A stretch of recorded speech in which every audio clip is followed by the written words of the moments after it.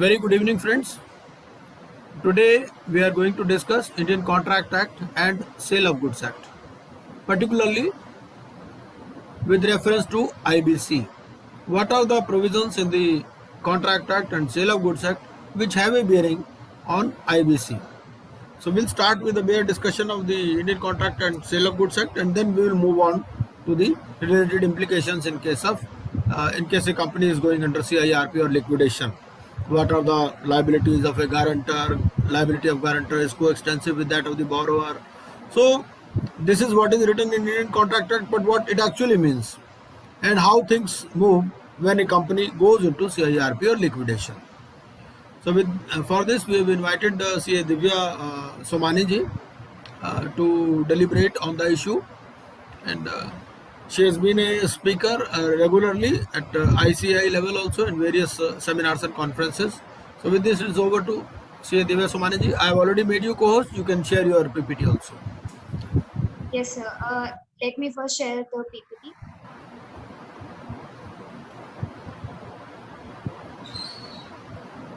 Is it visible, sir? Yes, it is visible.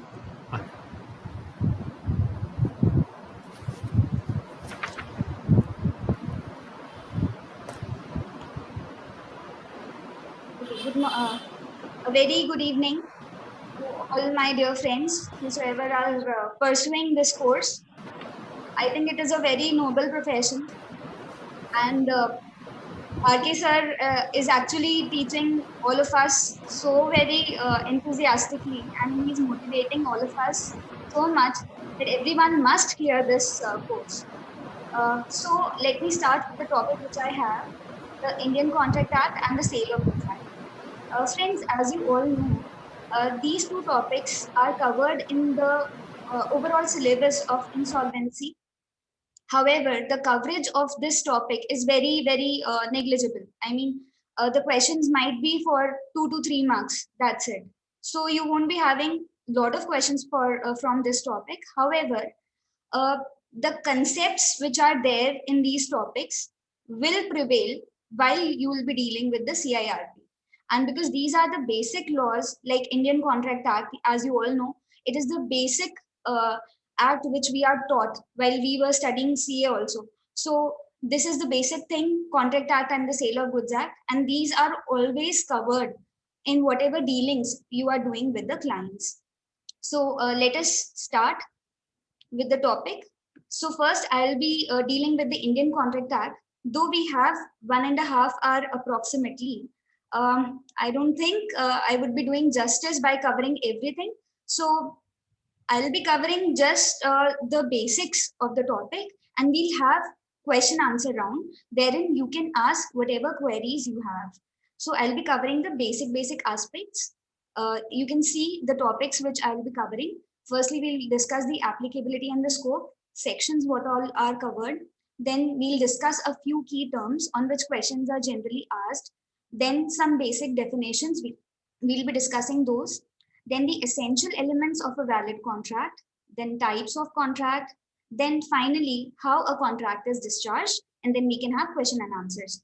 We'll have around 40 minutes for Indian Contract Act, and same ways I'll be devoting 40 minutes for Sale of Goods Act. And if you have any questions, I have kept question and answer around 2 times, or we can have it totally at the end as per RK sir's advice. So I am just starting with the Indian Contract Act first of all.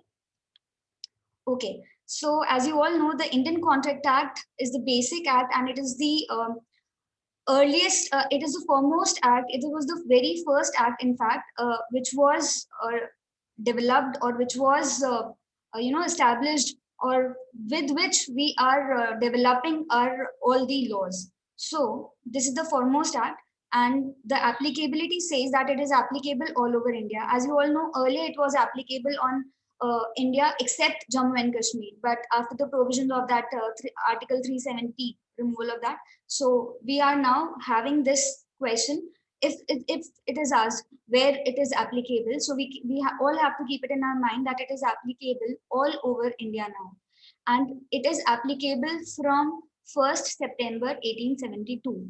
The sections which are covered here are section 1 to 75, which covers the general provisions of the Indian Contract Act. Then after 75, you can see a gap. I have directly taken from section 124 to 238. It is like that only. See, section 76 till section 123, they have been taken from this Contract Act and they have been converted into a separate act, which is known as Sale of Goods Act. So earlier the Contract Act, the complete Contract Act, it is now evolved in this manner that first part is Contract Act. Between that, in that section 76 till 123 section, they have been taken into a separate act, which is known as Sale of Goods Act. Then again, section 124 to 238, they are taken into this Contract Act itself, and they cover the special provisions. Like you have indemnity contract, guarantee contract. So all those special contracts which you are dealing with are covered here. So if you are talking about any general contract, it will be covered in section 1 to section 75. So be it any contract, it will cover the provisions of section 1 till 75. However, if there is a special contract, it will pertain to these sections, section 124 till section 238. So we'll be dealing with those contracts also, like agency contract, bailment, indemnity, guarantee, and all those. Okay, and after 238, whatever part was left out has been converted into Partnership Act. So the total Indian Contract Act has been divided into three parts: Indian Contract Act, Sale of Goods Act, and Partnership Act. So you can see the parent act is Indian Contract Act, and the others are its subsidiaries. So the key terms which we will be dealing are contract, agreement, promise, offer, and its other name is proposal, obviously. Then promiser or promisee. They are also known as offerer or offeree. Then acceptance, consideration. The Latin term for consideration is quid pro quo. You can have a direct question asking, what do you mean by quid pro quo? So you have to write it means consideration, or the option may be something in return. So consideration means something in return, and in Latin we call it quid pro quo. Next term we have is consent. Consent means consensus ad idem. So same thing in same sense. Like whatever I'm telling you, if you are understanding it in the same way, then it is known as we are consented. So if I ask you, are you in consent with me? So if I am telling you whatever and you are understanding it in the same fashion, then it is said to be consented. Then we have these two terms, express and implied. I think most of us know these terms. Express means which can be expressed in words, whether in writing or oral. So both oral and in written are considered as express contracts. However, if you are saying something as implied would mean by conduct or behavior. It is a very simple example you can have. If we have a rent agreement, that is a written thing, and it will be known as express contract, right? And if I someone is asking a singer, some director has signed a singer for his movie or some actor for his movie, and he has not given anything in written. He has just asked it. So it will again be considered as express only because that was verbal, that was oral. But if you are doing something by your behavior or conduct, then that would be considered as implied. So like if you are stopping a bus by doing this action, by doing actions, then it will be considered as implied. Then we have a common term like breach of contract. Means you have dishonored it, or you have not fulfilled the conditions of the contract, so it will come to an end. So breach would terminate the contract. So we will start with the terms now. I was just telling you these are the few key terms which keep on coming while we study this Contract Act. So we start with the first definition, which is the very basic definition, contract. You can have a direct question, which section does it contain? Yeah, section 2H is the section for which term. So the contract is defined under section 2H. It says an agreement enforceable by law. Just mind these two terms. Contract is equal to agreement plus enforceability. A very simple example. Firstly, you have to understand what is agreement, and if you are understanding what is agreement, then it has to be enforced by the law. So if you can pressurize someone to do something by the law, then it will be known as contract. A simple example: suppose RK sir has asked me to take this session. Whether I can call this a contract, I would like you to answer it in the chat. Whether it is an agreement or a contract. See, you have the definition of agreement also, you have the definition of contract also. Agreement, I would firstly tell you what is the agreement. So every promise and every set of promises forming consideration for each other. What is the difference between these two contracts? If you see the definitions, contract says that it is a must to have an agreement. So without agreement, we can never have a contract. So one more thing comes up from this definition itself. Which is a wider term, agreement or a contract? You can have a question like this also. So agreement is a wider term or a contract? Again, I am opening this in the chat box. You can answer. Agreement is a wider term or contract? Yes, I'm having the answers. Right, most of you are saying that is correct. Agreement is a wider term because agreement may be enforced by law, agreement may not be enforced by law. So if agreement is enforced by law, then only it will become a contract. And therefore the definition of contract says agreement plus enforceability. Like घर पे कभी कभी होता है, बच्चों ने कुछ गड़बड़ किया, बड़ा भाई छोटे भाई को मार रहा है, छोटा भाई मम्मी से शिकायत कर देता है. तो जो शिकायत करी उसने, he is pressurizing his elder brother to do something, right? But is that enforceable by law? No, it is not enforceability by law actually. So it is just the parents are enforcing it. You cannot take the person to the court. So if you're not taking that person to the court, then it remains an agreement. And if you can take a person to the court, then it becomes a contract. So again, a very important thing comes out of it is the legal relationship. The intention to create legal relationship is must if you want to have a contract. So like in my case, I was just asking, RK sir ने मुझे बोला ये session लेने के लिए, तो ये agreement है या contract है? अगर सर का इंटेंशन है कि मैं नहीं आई और वो मुझे कोर्ट लेके जाना चाहते हैं, then of course it is a contract, and if there is nothing like that, then it remains an agreement. So the intention makes the difference. Okay, so again we are having the definition of agreement. Agreement is equal to promise plus consideration. So whatever promise you are doing, every day we are doing some promises or the other. So promise is not that you have to do something very big, sort of. Even a small thing like I'm buying an ice cream, that is also a promise that I'll buy an ice cream for you.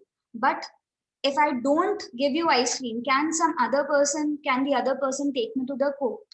That is the thing. So if he cannot take me to the court, it remains an agreement. Otherwise, it becomes a contract. I think the definitions are quite clear.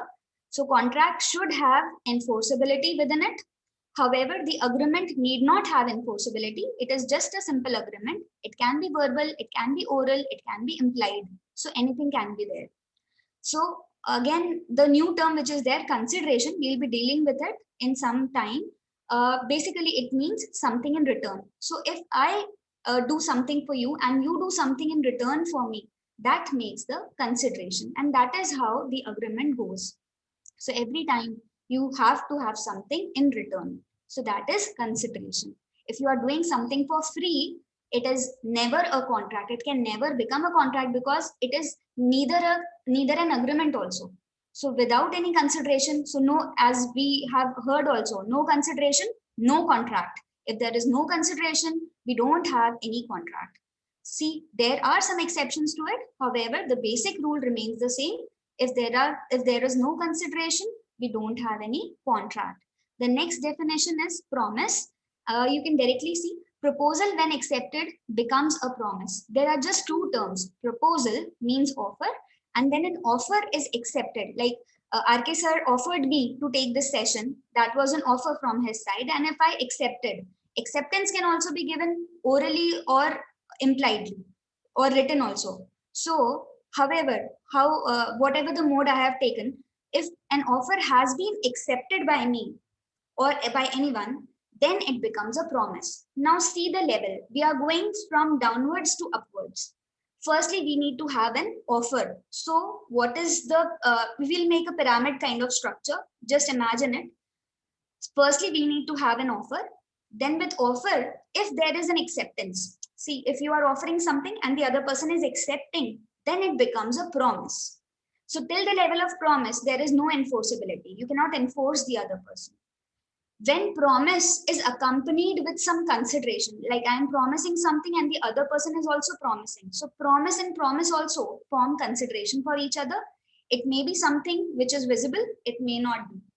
So if I am getting something in return, that itself, that promise itself becomes an agreement.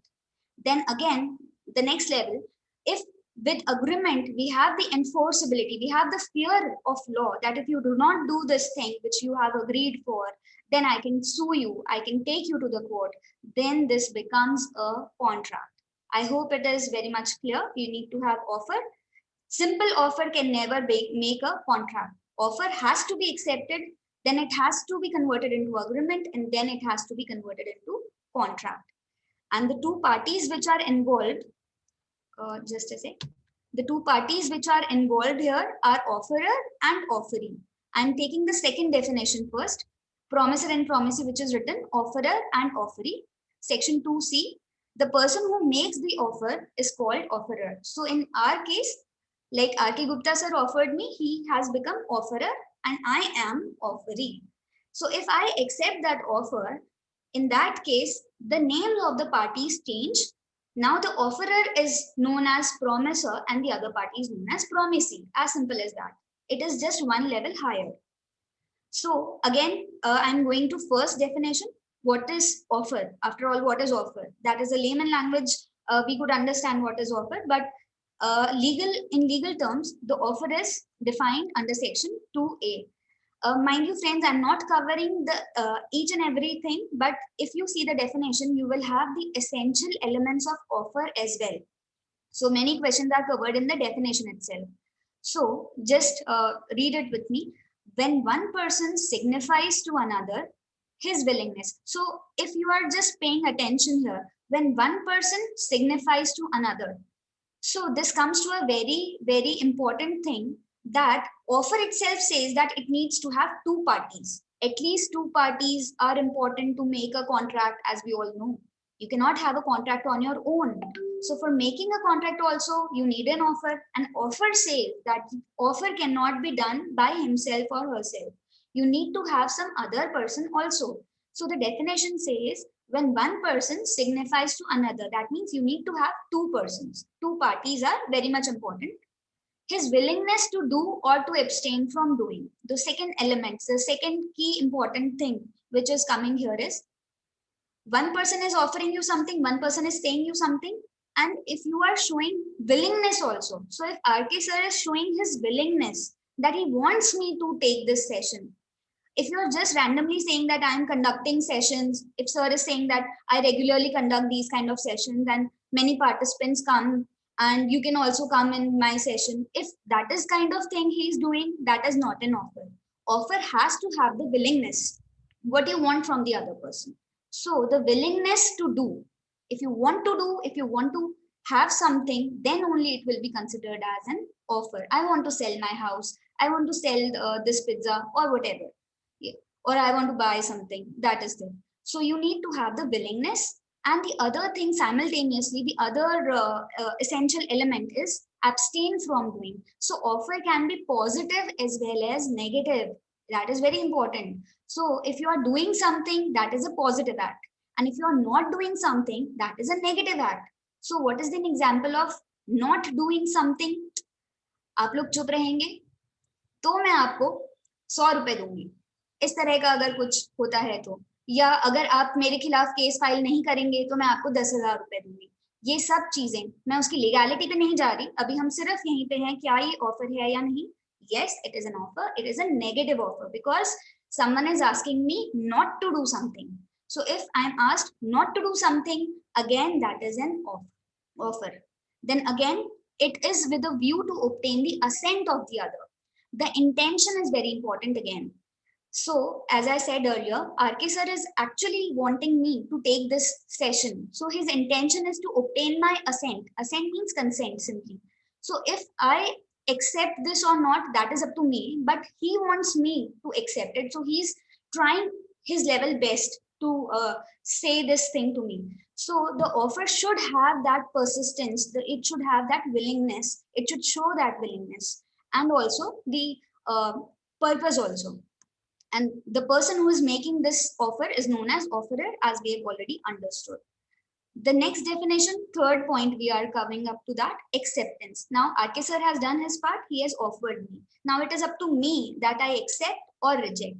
If I accept, then it will become a promise and then agreement and then again contract if it is enforceable by law. However, what do you mean by acceptance? So according to law, section 2B, when the person to whom proposal is made signifies his assent thereto. Mind here, please, when the person to whom proposal is made, that is very, very important.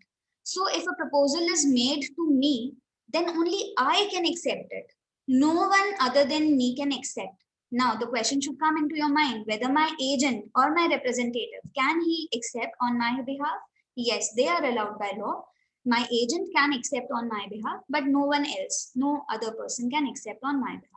So when the person to whom proposal is made signifies his assent thereto, when I show that I am ready to take that offer, that showing itself means acceptance. It need not be in writing. Law does not say acceptance should be in writing. So acceptance can be in writing. It need not be in writing. It can be oral, implied, whatever. Only the expression is important. Next term which we have is consideration. Consideration, the Latin term is quid pro quo. You can have a direct question for that. It has a very wide definition. Just pay attention to the words here. You will understand the key elements which are involved in the consideration. When at the desire of the promiser. Okay, in simple terms, what does consideration mean? Something in return. जैसे मैं एक ice cream खरीदने जाती हूँ, तो मैंने ice cream खरीदी 100 रुपए की, तो मैंने जो 100 रुपए दिए सामने वाले को, वो उसके लिए कंसिडरेशन है, और जो मुझे आइसक्रीम मिली वो मेरे लिए कंसिडरेशन है. Whatever I am receiving in return is consideration for me, and whatever he is having something, that is consideration for him. So if I am buying ice cream is my consideration, and the money which I am paying to the other person, the money is consideration for the other person. As simple as that. And every agreement has a consideration. So we are going with this definition. What do you mean by consideration? When at the desire of the promiser. So the question, very much important question, who decides what will be the consideration? So who decides the price of that ice cream? Shopkeeper, obviously. He decides the price. So promiser will decide the price. However, we can negotiate with that person, but the ultimate decision will remain with the promiser only. So when at the desire of the promiser, promisee or any other person. So next important point which you can have here is who pays the consideration. Like suppose I am taking coaching somewhere. I am not paying. My friend has paid on my behalf. Will that become consideration? Yes, it is very well consideration. The coaching institute cannot file a suit on me that you have not paid, your friend has paid. Your contract is still there. It is still existing. You have breached the contract. It cannot say that because on my behalf, someone else has paid and the law allows that. It's not that I have to pay the consideration. The other person can also pay the consideration.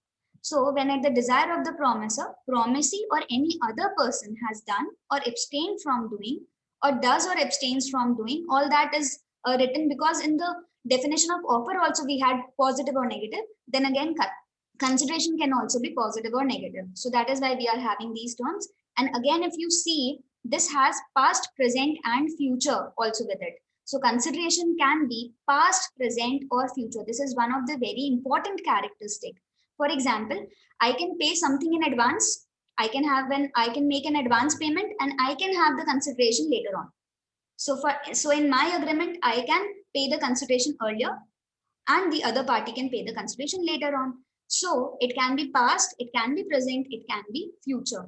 So we can have the transaction at the same time. So cash sales, if you talk about, is an example of present consideration. Both of the persons are doing this things at the same time. Okay, so next part is free consent. So we had the term consent, if you remember.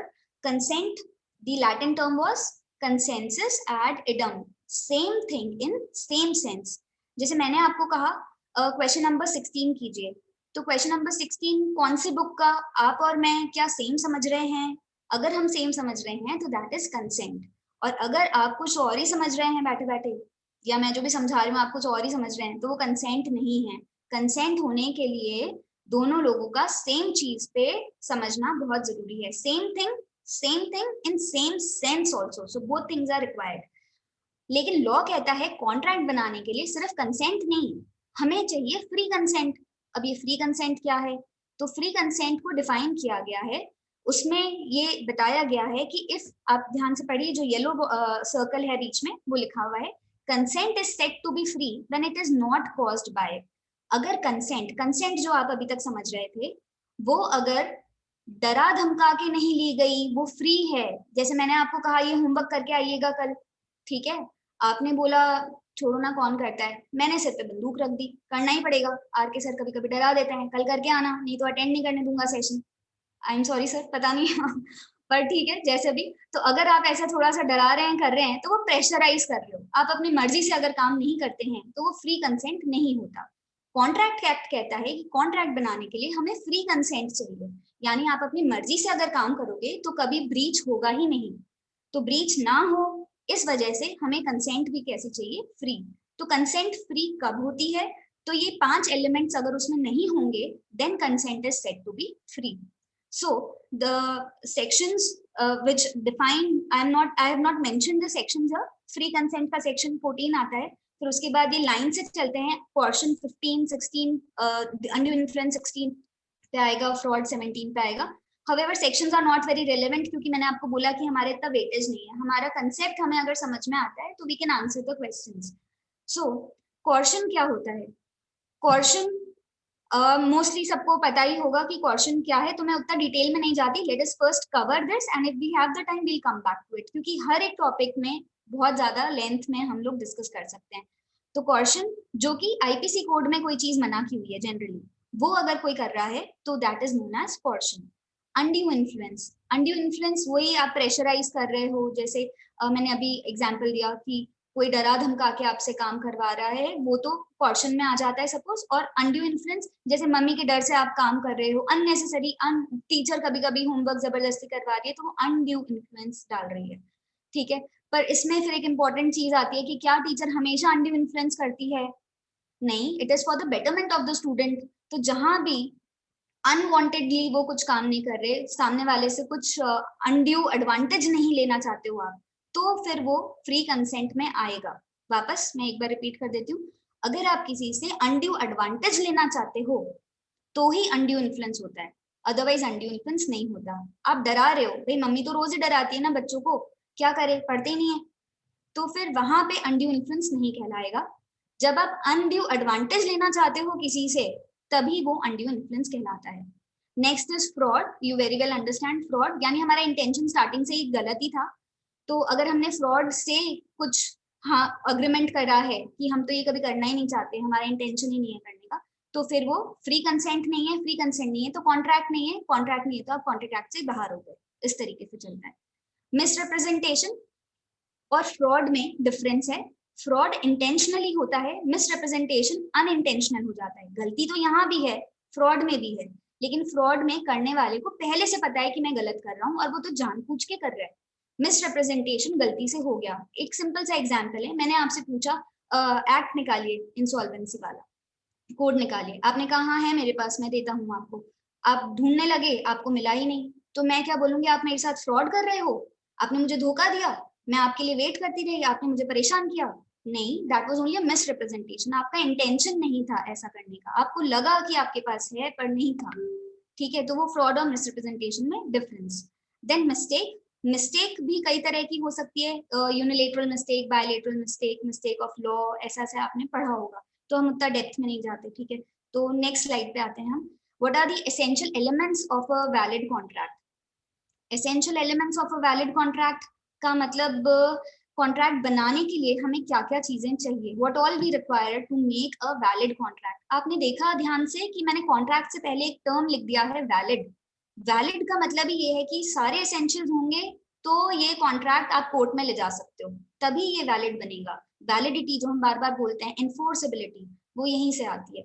तो if it has all the elements then only it will become a contract. Important बात, अगर एक भी element छूट गया तो वो valid का ऑपोजिट यानी वॉइड बन जाएगा। वापस, अगर वैलिड कॉन्ट्रैक्ट चाहिए तो सारे एलिमेंट्स चाहिए, एक भी एलिमेंट मिसिंग होगा तो इट विल बिकम वॉइड। मैं वापस एक इंपॉर्टेंट बात बताने जा रही हूँ आपको, अगर फ्री कंसेंट मिसिंग है तो फ्री कंसेंट मिसिंग है तो इट बिकम्स वॉइडेबल। ठीक है, तो अब ये टर्म्स क्या हैं, वैलिड क्या है, वॉइड क्या है, वॉइडेबल क्या है, एक बार शॉर्ट में हम समझ लेते हैं। वैलिड मतलब it has all the essential elements and it can be enforced by law. If it can not be enforced by law, in simple terms it is known as void.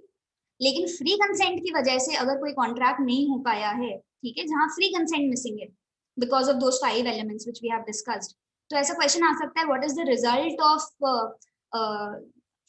if a contract is having no free consent, if an agreement is having no free consent, तो फिर result क्या होगा, it will become a voidable contract। ठीक है, तो क्या क्या चीजें होती हैं, what are the essential elements? We are starting with the first one, proper offer and acceptance. आप ध्यान से अगर देखें तो ऑफर से पहले भी एक वर्ड डाल दिया गया है प्रॉपर। ऑफर तो अभी हमने समझा ही था क्या होता है, अब वो ऑफर भी कैसा चाहिए, इनको प्रॉपर चाहिए। प्रॉपर होगा तो ही वो, मतलब कॉन्ट्रैक्ट बनाने के लिए सिर्फ ऑफर नहीं, हमें प्रॉपर ऑफर चाहिए।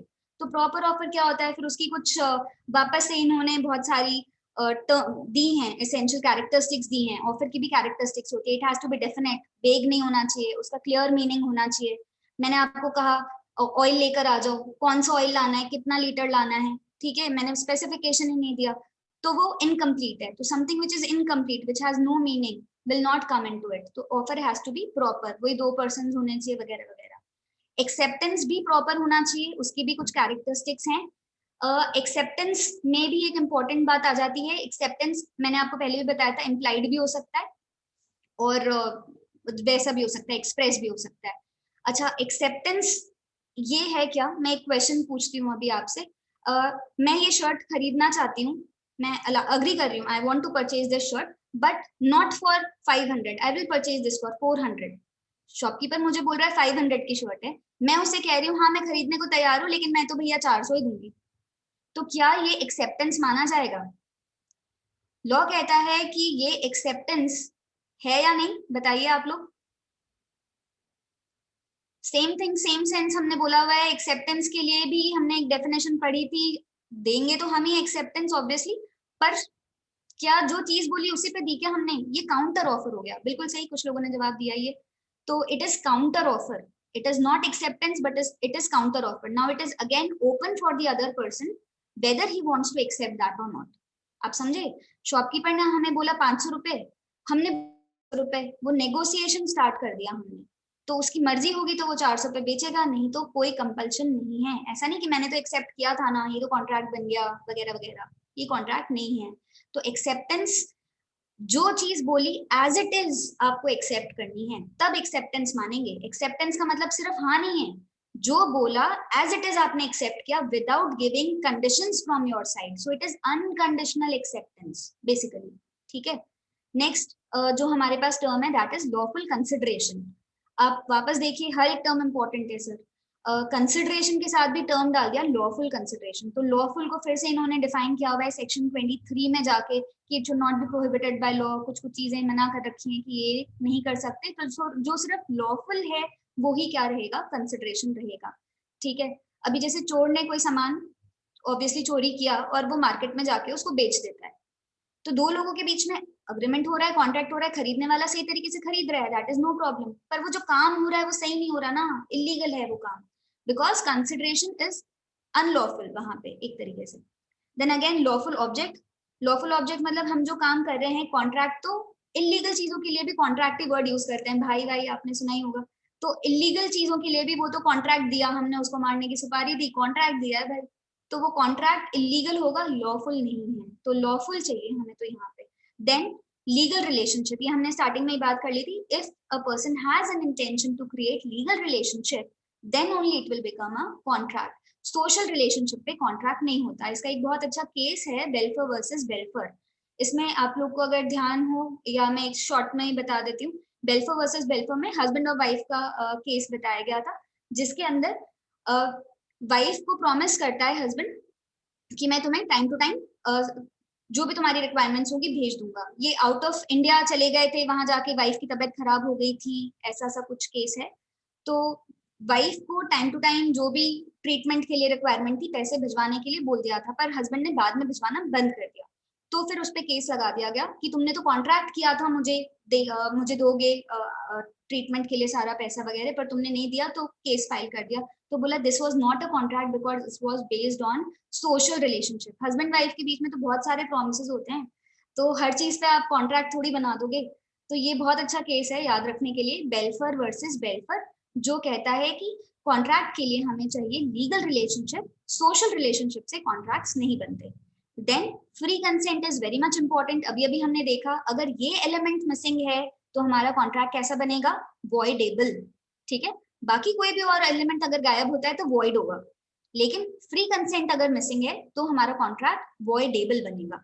तो वॉइडेबल में क्या मतलब होता है वो भी हम समझ लेते हैं. ये आपके ऊपर है, आप ये कॉन्ट्रैक्ट कंटिन्यू करना चाहते हो या नहीं करना चाहते. ठीक है, इस तरीके से ये वॉइडेबल का मतलब होता है. वॉइडेबल मतलब it can B enforced on the choice of the other person. आप चाहो तो उसको कंटिन्यू कर सकते हो, नहीं तो नहीं. जैसे वो ये जोर जबरदस्ती करके आपसे काम करवा रहे हैं, आप चाहो तो कोर्ट में जाके कंप्लेन कर दो, कैंसिल हो जाएगा. अगर आपने कंप्लेन ही नहीं करी तो पर फोर्स वो कॉन्ट्रैक्ट कंटिन्यू रह जाएगा. तो ये है फ्री कंसेंट का यहाँ पे meaning. Next is capacity to contract. Capacity to contract is very very important. ये कॉम्पिटेंट पार्टीज भी कहलाता है एलिमेंट जो है. कौन कौन से लोग केपेबल हैं कॉन्ट्रैक्ट करने के लिए हमें पता है. माइनर नहीं कर सकता कॉन्ट्रैक्ट, अनसाउंड माइंड पर्सन भी कॉन्ट्रैक्ट नहीं कर सकता, and the person disqualified by law can also not enter into contract. ये पॉइंट हमारा हर लॉ में आता है. चाहे आप इंसॉल्वेंसी में ले लीजिए, तो भी आप केपेबल तो होने ही चाहिए ना कॉन्ट्रैक्ट करने के लिए, वो फोर्स करने के लिए. और ऐसे ही कंपनी लॉ में भी हमारे पास है, जो ऑडिटर है, डायरेक्टर हैं, they all should be capable to enter into contracts. Then again, certainty and possibility to perform. कोई भी कॉन्ट्रैक्ट इस पॉइंट पे बहुत ज्यादा ध्यान देते हुए बनाना चाहिए. हम कोई ऐसी चीज डिमांड ना कर लें, ऐसा कंसिडरेशन सामने वाले से ना मांग ले जो कि पॉसिबल ही नहीं है परफॉर्म करना. So anything which is possible to perform only can be converted into a contract. Suppose मैं एक सिंपल एग्जांपल देती हूँ. आप ये दो पैरेलल लाइंस मीट कर दीजिए, मैं आपको 10,000 रुपीज दे दूंगी. Parallel lines can never meet. आप ये चीज ही गलत बोल रहे हो, तो something which is impossible you can not enter into contract. So it should have a certainty of meaning as well as it has to be possible to perform. The next is it should not be declared to be void. Simple सा एक list बना रखी है कि कौन कौन से agreements हैं जो कि अलाउड नहीं है. जैसे वेजरिंग है जो अलाउड नहीं है, माइनर के साथ आप नहीं कर सकते. एक पूरी कंप्लीट लिस्ट है. दीज आर अग्रीमेंट्स जो वॉइड ही माने जाएंगे, तो आप कभी इसमें कॉन्ट्रैक्ट कर ही नहीं सकते. मैं थोड़ा सा फास्ट ले लेती हूँ अब यहाँ से. What are the various types of offers? Basically these 5 types of offers are there. General offer, special offer या specific offer, कैसे भी आप बोल सकते हो. Cross offer, counter offer, standing, continuing या ओपन ऑफर. मतलब ये लास्ट वाला एक ही ऑफर है, 3 तरह के नाम है. अब जरा फटाफट से समझ लेते हैं. जनरल ऑफर क्या है? एक सिंपल सी बात है. एक मेला अगर लगाया है, कोई भी आ सकता है उस मेले को देखने के लिए, टिकट लो और देख लो. तो कहने का मतलब if it is open for all, तो if it can be offer is given to public at large and anyone can accept it, simple सा meaning, then it is known as general offer. Specific offer में क्या हुआ? अभी जैसे हमारा वाला जो सेशन है ये सिर्फ स्पेसिफिक ही है. सर के ग्रुप में जो लोग एडेड हैं, सर ने उन्हीं को मैसेज किया और वही लोग आके ये सेशन देख सकते हैं. तो this was a specific offer for some specific people only. तो ये स्पेसिफिक ऑफर या स्पेशल ऑफर कहलाता है, राइट. Then cross offer. अच्छा, ये स्पेशल ऑफर क्रॉस ऑफर पे एक केस लॉ है, Carlill versus Carbolic smoke ball company. ठीक है, that's a very renowned case. Then cross offer. Cross offer आप अगर क्रॉस बनाते हैं तो वो कट जाता है आपस में. तो ये कट जाता है, इसका मतलब आप ध्यान से पढ़िए, इसमें आपको समझ ही आ जाएगा. दो लोगों ने सेम टाइम पे सेम चीज बोली. वापस पढ़ लेते हैं. 2 persons exchange identical offers. Identical offers मतलब सेम टू सेम. मैं तुम्हारा घर खरीदने के लिए तैयार हूँ 1 लाख रुपए में, थोड़ा कम बोल दिया, 1 करोड़ रुपए में. और सामने वाला भी कह रहा है मैं अपना घर बेचने के लिए तैयार हूँ 1 करोड़ में, दोनों ने सेम टाइम पे इग्नोरेंस ऑफ ईच अदर ये और लिखा हुआ है। मुझे नहीं पता सामने वाला क्या बोलेगा और उसे भी नहीं पता कि मैं क्या बोलने वाली हूँ। ये बड़ा इंपॉर्टेंट है, अगर आप जानते हो वो क्या बोलने वाला है तो फिर ये क्रॉस में नहीं आएगा। Cross offer need to have this thing, ignorance of each other and same time, दोनों इंपॉर्टेंट है और आइडेंटिकल होनी चाहिए ऑफर। आप समझिए काउंटर ऑफर और क्रॉस ऑफर में डिफरेंस है। काउंटर ऑफर एक के बाद एक होता है, पहले शॉपकीपर ने बोला फिर आप बोल रहे हो, तो वन आफ्टर दी अदर होता है। It is modification in the original offer. Counter offer में हम कैसे बोल सकते हैं, it is modification in the original offer, ठीक है। हाउएवर क्रॉस ऑफर तो साथ के साथ ही हो गया, वो वहीं कट गया, तो cross offer never converts into an offer. However counter offer may convert into an offer later on. फिर आगे हम जाते हैं स्टैंडिंग, कंटिन्यूइंग और ओपन ऑफर। ये टाइम पीरियड के लिए ओपन होती है, जैसे सेल लगी है 7 दिन के लिए सेल है, तो for that limited time period an offer is open, so this is known as standing, open or continuing offer. Then the next topic is types of contract. फटाफट से सर इसको देख लेते हैं। किस बेसिस पे आप डिवाइड कर सकते हो कॉन्ट्रैक्ट कितने तरह के होते हैं। First part is on the basis of enforceability या वैलिडिटी, तो वी हैव वैलिड कॉन्ट्रैक्ट्स, वो हमने अभी डिस्कस कर लिया, सारे एसेंशियल एलिमेंट्स हैं तो वैलिड कॉन्ट्रैक्ट। वॉइड का मतलब अगर कोई भी एसेंशियल एलिमेंट मिसिंग है तो वॉइड हो जाता है। अच्छा, वॉइड का फिर से आपको पता हो तो there are 2 kinds of void. एक होता है वॉइड एब इनिशियो, स्टार्टिंग से ही वॉइड है, स्टार्टिंग से ही गलत है, कोई ना कोई एलिमेंट स्टार्टिंग से ही मिसिंग है, तो हम कहेंगे उसको वॉइड एब इनिशियो। सेकेंड इसी में होता है वॉइड सब्सीक्वेंटली। अभी वॉइड सब्सीक्वेंटली क्या है, मैंने आपके साथ कॉन्ट्रैक्ट कर लिया, मैं आपको पढ़ाऊंगी, हमने 1 महीने का कॉन्ट्रैक्ट कर लिया, बीच में गवर्नमेंट ने लॉकडाउन लगा दिया, अब क्लासेस हम नहीं कर सकते, वर्चुअली भी नहीं कर सकते सपोज, तो क्या मेरे हाथ में कुछ है, it is actually beyond my control, so something which goes beyond your control basically.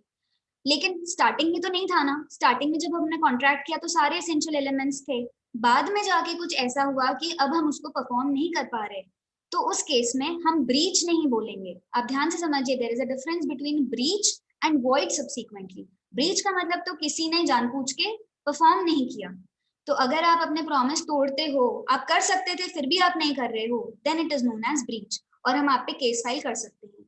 लेकिन अगर किसी भी तरीके से कोई प्रूव कर दे दैट इज वॉइड सब्सीक्वेंटली, ये इस कैटेगरी में पहुंच गया। वॉइड सब्सीक्वेंट का मतलब now it can not be perform, it is out of control now, then it becomes void subsequent और उस पर कोई केस वेस फाइल नहीं होगा। It is out of this, it is out of the purview of contract act. Next is voidable. Voidable हमने बात कर ली, अगर फ्री कंसेंट मिसिंग है then it is known as voidable. तो सामने वाले की चॉइस होती है, if he wants to continue he can continue, otherwise वो कोर्ट में जाके कैंसिल करवा सकते हैं, इसीलिए वॉइडेबल नाम है, आप चाहो तो। वैसे इलीगल हम एकदम सिंपल भाषा में कर रहे हैं इसको, ठीक है। इलीगल अग्रीमेंट्स, इसको देखिए आप, कॉन्ट्रैक्ट में तो लिखा है, टाइप्स ऑफ कॉन्ट्रैक्ट में तो है, लेकिन ये रहेगा अग्रीमेंट ही, क्योंकि इलीगल आते ही आपका कॉन्ट्रैक्ट कभी बन ही नहीं सकता। तो इलीगल हमेशा ही क्या रहते हैं, अग्रीमेंट ही रहते हैं, और इलीगल का सिंपल सा मतलब है which is prohibited by law. Next is unenforceable contracts. क्या आपको डिफरेंस समझ में आया वॉइड का और अनएनफोर्सेबल, ये दोनों सेम तो नहीं है कहीं, मैंने ज्यादा तो नहीं लिख दिया। आप जरा सोचिए, वॉइड कॉन्ट्रैक्ट और अनएनफोर्सेबल कॉन्ट्रैक्ट, ये दो अलग अलग हैं या सेम ही है। चैट बॉक्स में कोई आंसर करना चाहे। वॉइड कॉन्ट्रैक्ट और अनएनफोर्सेबल कॉन्ट्रैक्ट सेम ही तो लग रहे हैं। वॉइड का मतलब which can not B enforced. हमारे पास आंसर तो आया है कोई कोई। ओके, चलिए मैं बता देती हूँ फटाफट से। अनएनफोर्सेबल कॉन्ट्रैक्ट क्या होते हैं। अनएनफोर्सेबल का मतलब वैसे तो एनफोर्स कर सकते हो आप, लेकिन इसमें कोई ना कोई टेक्निकल डिफेक्ट रह गया है, जैसे कि साइन ही नहीं किया, कॉन्ट्रैक्ट तो बना लिया पर उसके बाद साइन करना ही रह गया, तो वो एनफोर्स ही नहीं कर सकते, हम चाहें तो भी कोर्ट में नहीं दिखा सकते, ठीक है। स्टैम्प ड्यूटी पे करनी थी, स्टैम्प ड्यूटी नहीं पे करी, ठीक है, या जितनी करनी चाहिए थी उतनी नहीं करी, तो कोई ना कोई टेक्निकल डिफेक्ट रह गया, इस वजह से वो कॉन्ट्रैक्ट अनएनफोर्सेबल कहलाता है। अब क्वेश्चन आना चाहिए आपके दिमाग में, क्या अगर हम ये डिफेक्ट रिमूव कर दें, यानी वापस साइन कर दें या स्टैम्प ड्यूटी और पे कर दें, तो क्या अब ये वापस वैलिड में आ जाएगा। बिल्कुल हाँ, आ जाएगा। तो unenforceable contracts can be converted into valid contracts, however void contracts can never be converted into valid contract, ठीक है। तो ये डिफरेंस है दोनों के अंदर। नेक्स्ट हम आते हैं formation. On the basis of formation contract कितने तरह के होते हैं। On the basis of formation express contract, express में मैंने आपको बता दिया ओरल भी हो सकता है, रिटन भी हो सकता है। देन इम्प्लाइड कॉन्ट्रैक्ट, इम्प्लाइड का मतलब होता है बाय कंडक्ट और बिहेवियर, ठीक है। तो सिंपल सा, आप होटल में गए, आपने मेन्यू कार्ड से देख के कुछ ऑर्डर किया, कोई डिश ऑर्डर करी, फिर आपको पे करना पड़ता है, तो आपने कोई प्रॉमिस तो नहीं किया था कि हम पे करेंगे, फिर भी आप पे करते हो उसके लिए, दैट इज इम्प्लाइड, बिकॉज आपके बिहेवियर से ऐसा लगा कि आपने ऑर्डर किया तो आप पे तो करोगे, तो that is implied contract. Then we have quasi contract. Quasi contract is a kind of implied contract only, it is implied by law, कभी कभी क्वाज को ऐसे भी बोलते हैं, इम्प्लाइड बाय लॉ कॉन्ट्रैक्ट्स। तो फॉर सिंपल सा एग्जांपल, टैक्स जो हम पे करते हैं, इनकम टैक्स कौन पे करना चाहता है, जीएसटी कौन पे करना चाहता है, पर इम्प्लाइड बाय लॉ है, नहीं करेंगे तो पेनल्टीज लग जाएंगी। तो something which is enforced by law, something which is you are pressurized to do because of law, that is known as quasi contract. So quasi contract हो गया। फिर ये आजकल नया आ गया है ई कॉमर्स कॉन्ट्रैक्ट, क्योंकि आजकल सब ऑनलाइन होता है, अमेजोन पे आपने कुछ किया तो वो कॉन्ट्रैक्ट है हमारा और उनका, ई कॉमर्स वालों का। तो ये कॉन्ट्रैक्ट ई कॉमर्स कॉन्ट्रैक्ट्स करके एक सिंपल चीज है, बस वो ई लगा दिया वहां पे, आप ऐसे समझ लीजिए। देन इलेक्ट्रॉनिकली अगर बेसिकली हो रहा है तो देन परफॉर्मेंस के बेसिस पे आपके कॉन्ट्रैक्ट्स कितने तरह के होते हैं, एग्जीक्यूटेड कॉन्ट्रैक्ट, एग्जीक्यूटरी। बहुत सिंपल सा है, जो अगर आपको समझ में आ रहा है, अगर आप कॉन्ट्रैक्ट दोनों पार्टीज ने अपना अपना काम कर दिया है, then it is known as executed contract, now it has been performed fully, लेकिन फिर भी कॉन्ट्रैक्ट तो है एग्जीक्यूटेड कॉन्ट्रैक्ट। एग्जीक्यूटरी, एग्जीक्यूटरी में दोनों कंडीशंस हैं, अभी तक हम दोनों पार्टीज ने ही काम नहीं किया है, या एक ने कर दिया एक ने नहीं किया, तो ये कहलाएगा एग्जीक्यूटरी कॉन्ट्रैक्ट। फिर एक और कैटेगरी यहाँ पे आती है unilateral and bilateral. Unilateral when only one party has to perform, जब एक ही को काम करना है, दूसरे को कोई काम नहीं करना, ऐसा होता है कभी कभी, then that is known as unilateral contract. जो जनरली जो हम लोग देखते हैं वो सारे कॉन्ट्रैक्ट्स क्या होते हैं, बायलेटरल, जहां दोनों ही पार्टीज को काम करना है, दैट इज बायलेटरल कॉन्ट्रैक्ट, ठीक है। हम नेक्स्ट पे आ जाते हैं, टाइप्स ऑफ कॉन्ट्रैक्ट। ये हम थोड़ा सा क्योंकि आगे वाले जो सेक्शंस हैं हमें पता है कि ये इंपॉर्टेंट भी हैं और थोड़ा सा ध्यान देने वाली बात है, हम पूरा एट लेंथ तो नहीं कर सकते, पर आप अगर डेफिनेशंस ही ध्यान से देखेंगे तो आपके बहुत सारे टॉपिक्स कवर हो जाएंगे वहीं पे। सो टाइप्स ऑफ कॉन्ट्रैक्ट, सेक्शन 31 ये कहता है, देखिए आपको मैंने बताया था कि जो स्पेशल तरह के कॉन्ट्रैक्ट्स हैं वो 124 के बाद हैं, लेकिन ये कंटिजेंट कॉन्ट्रैक्ट तो पहले ही दे दिया गया है सेक्शन 31 में। It is also a special kind of contract, however ये पहले ही आपका 31 सेक्शन में कवर हो जाता है। सो कंटिजेंट मतलब कुछ होगा तो हम करेंगे, जैसे इंश्योरेंस वाले कॉन्ट्रैक्ट्स को आप कंटिजेंट बोल सकते हैं क्या, क्योंकि कुछ मिसहैपनिंग होगी तो वो आपको कॉम्पनसेशन देंगे, तो दैट इज कंटिजेंट कॉन्ट्रैक्ट, तो वो कंटिजेंट की कैटेगरी में आ रहे हैं। एक सिंपल सी यहाँ पे चीज है, a contingent contract is a contract to do और not to do something if some event collateral to such contract does और डज नॉट हैपन। कोई इवेंट जिसके बारे में आपने बात करी है वो अगर नहीं होगा या होगा, जो भी आपने कंडीशन रखी है, तो हम परफॉर्म करेंगे, ठीक है। वही आग लगेगी तो इंश्योरेंस कंपनी आपको पेमेंट करेगी, तो that is contingent, that contract is contingent. Next wagering agreement, आप ध्यान से पढ़िए, वेजरिंग के बाद कॉन्ट्रैक्ट नहीं लिखा है, अग्रीमेंट लिखा है, क्योंकि ये स्पेसिफिकली वॉइड बताया गया है। हमने एक कैटेगरी देखी थी, अगर आपको ये वाला पॉइंट ध्यान है तो, not declared to be void, ये not declared to be void जो था उसमें है ये 30 सेक्शन के बारे में लिखा हुआ। वेजरिंग अग्रीमेंट जो होंगे they are declared to be void by the government, आप वेजरिंग कर ही नहीं सकते हो, तो इसका कॉन्ट्रैक्ट नहीं बनेगा कभी भी। वेजर जनरली हम कहते हैं शर्त लगाने के लिए। तो पढ़ लेते हैं एक बार definition, agreements entered between two parties under the condition that money is payable. देखिए ये इंपॉर्टेंट चीज है, कंटिजेंट कॉन्ट्रैक्ट और वेजरिंग सिमिलर से लगते हैं, एक थोड़ा सा थिन लाइन ऑफ डिफरेंस है दोनों के अंदर, वहां भी मनी की बात हो सकती है, यहाँ पे भी मनी की बात हो सकती है। वेजरिंग में नॉर्मली मनी ही होता है, कंटिजेंट में मनी और काइंड भी हो सकता है, ठीक है। तो एक डिफरेंस तो ये है। दूसरा इंपॉर्टेंट डिफरेंस, पहले सिमिलैरिटी की बात करूं मैं, तो दोनों ही वही कंटिजेंट इवेंट पे डिपेंड करते हैं। बारिश होगी, आज शर्त लगाते हैं बारिश होगी या नहीं होगी, इस तरह से कुछ, तो या सचिन कितने रन बनाएगा, तो ये जो वेजरिंग वाली चीजें हैं शर्त लगाने वाली, तो ये आती है वेजरिंग अग्रीमेंट में। इंपॉर्टेंट चीज, इनका इफेक्ट क्या होने वाला है, अगर आप किसी कॉन्ट्रैक्ट को कंटिजेंट बोलते हो तो वो वैलिड होता है, अगर किसी अग्रीमेंट को आप वेजरिंग बोल देते हो तो वो वॉइड हो जाता है, ठीक है। तो दैट इज वेरी इंपॉर्टेंट। तो कौन सी चीज वैलिड है, कौन सी चीज वॉइड है, कंटिजेंट अगर आप बोल रहे हैं तो that is valid, that is acceptable by law, पर वेजरिंग होते ही वो क्या हो जाएगा, वॉइड हो जाएगा। पर मैं कैसे समझूं दोनों में क्या डिफरेंस है? तो एक सिंपल सा एग्जांपल है इसके अंदर। एक कहलाता है विन विन सिचुएशन, जहां दोनों पार्टीज को फायदा होता है, वो होता है कंटिंजेंट कॉन्ट्रैक्ट। जैसे इंश्योरेंस करवाने से मेरा भी फायदा, सामने वाले का भी फायदा, दोनों का फायदा, इसलिए कंटिंजेंट कॉन्ट्रैक्ट। अगर एक का फायदा एक का नुकसान, जैसे शर्त लगाने पे ऑब्वियसली एक का फायदा होगा और एक का नुकसान, तो वहां पे इसे हम कहते हैं वेजरिंग अग्रीमेंट। जनरली ये डिफरेंस इसमें माना जाता है कि हाँ विन लूज सिचुएशन होता है वेजरिंग में, और कंटिंजेंट में होता है विन विन सिचुएशन। ठीक है, हम नेक्स्ट में आ जाते हैं इंडेमनिटी। ठीक है, अब यहाँ से हमारे वो स्पेशल कॉन्ट्रैक्ट शुरू हो गए हैं। ठीक है, ये इन सब में बहुत बहुत डिटेल है, बहुत ज्यादा डिटेल है, पर हम उतना सारा तो कवर नहीं कर सकते। जो इंपॉर्टेंट चीजें हैं हम अभी बात कर लेंगे। इंडेमनिटी क्या होती है? A contract by which one party promises to save the other from loss. Basically indemnity का मतलब सामने वाले को लॉस से बचाने के लिए अगर आप कॉन्ट्रैक्ट कर रहे हो, वही इंश्योरेंस का एग्जांपल ही मैं यहाँ पे लेती हूँ। इंश्योरेंस कंपनी जो कॉन्ट्रैक्ट करती है that is a kind of indemnity contract. आपको जो भी नुकसान होगा हम उसकी भरपाई कर देंगे। तो जो इंडेमनिटी का कॉन्ट्रैक्ट उन्होंने किया, ये यहाँ पे इस कैटेगरी में फिट होता है। आप ध्यान से पढ़िए, आपको इसकी एसेंशियल एलिमेंट्स भी यहीं पे समझ में आ जाएंगे। A contract by which one party promises to save the other from loss caused to him by the conduct of the promiser himself or by the conduct of any other person.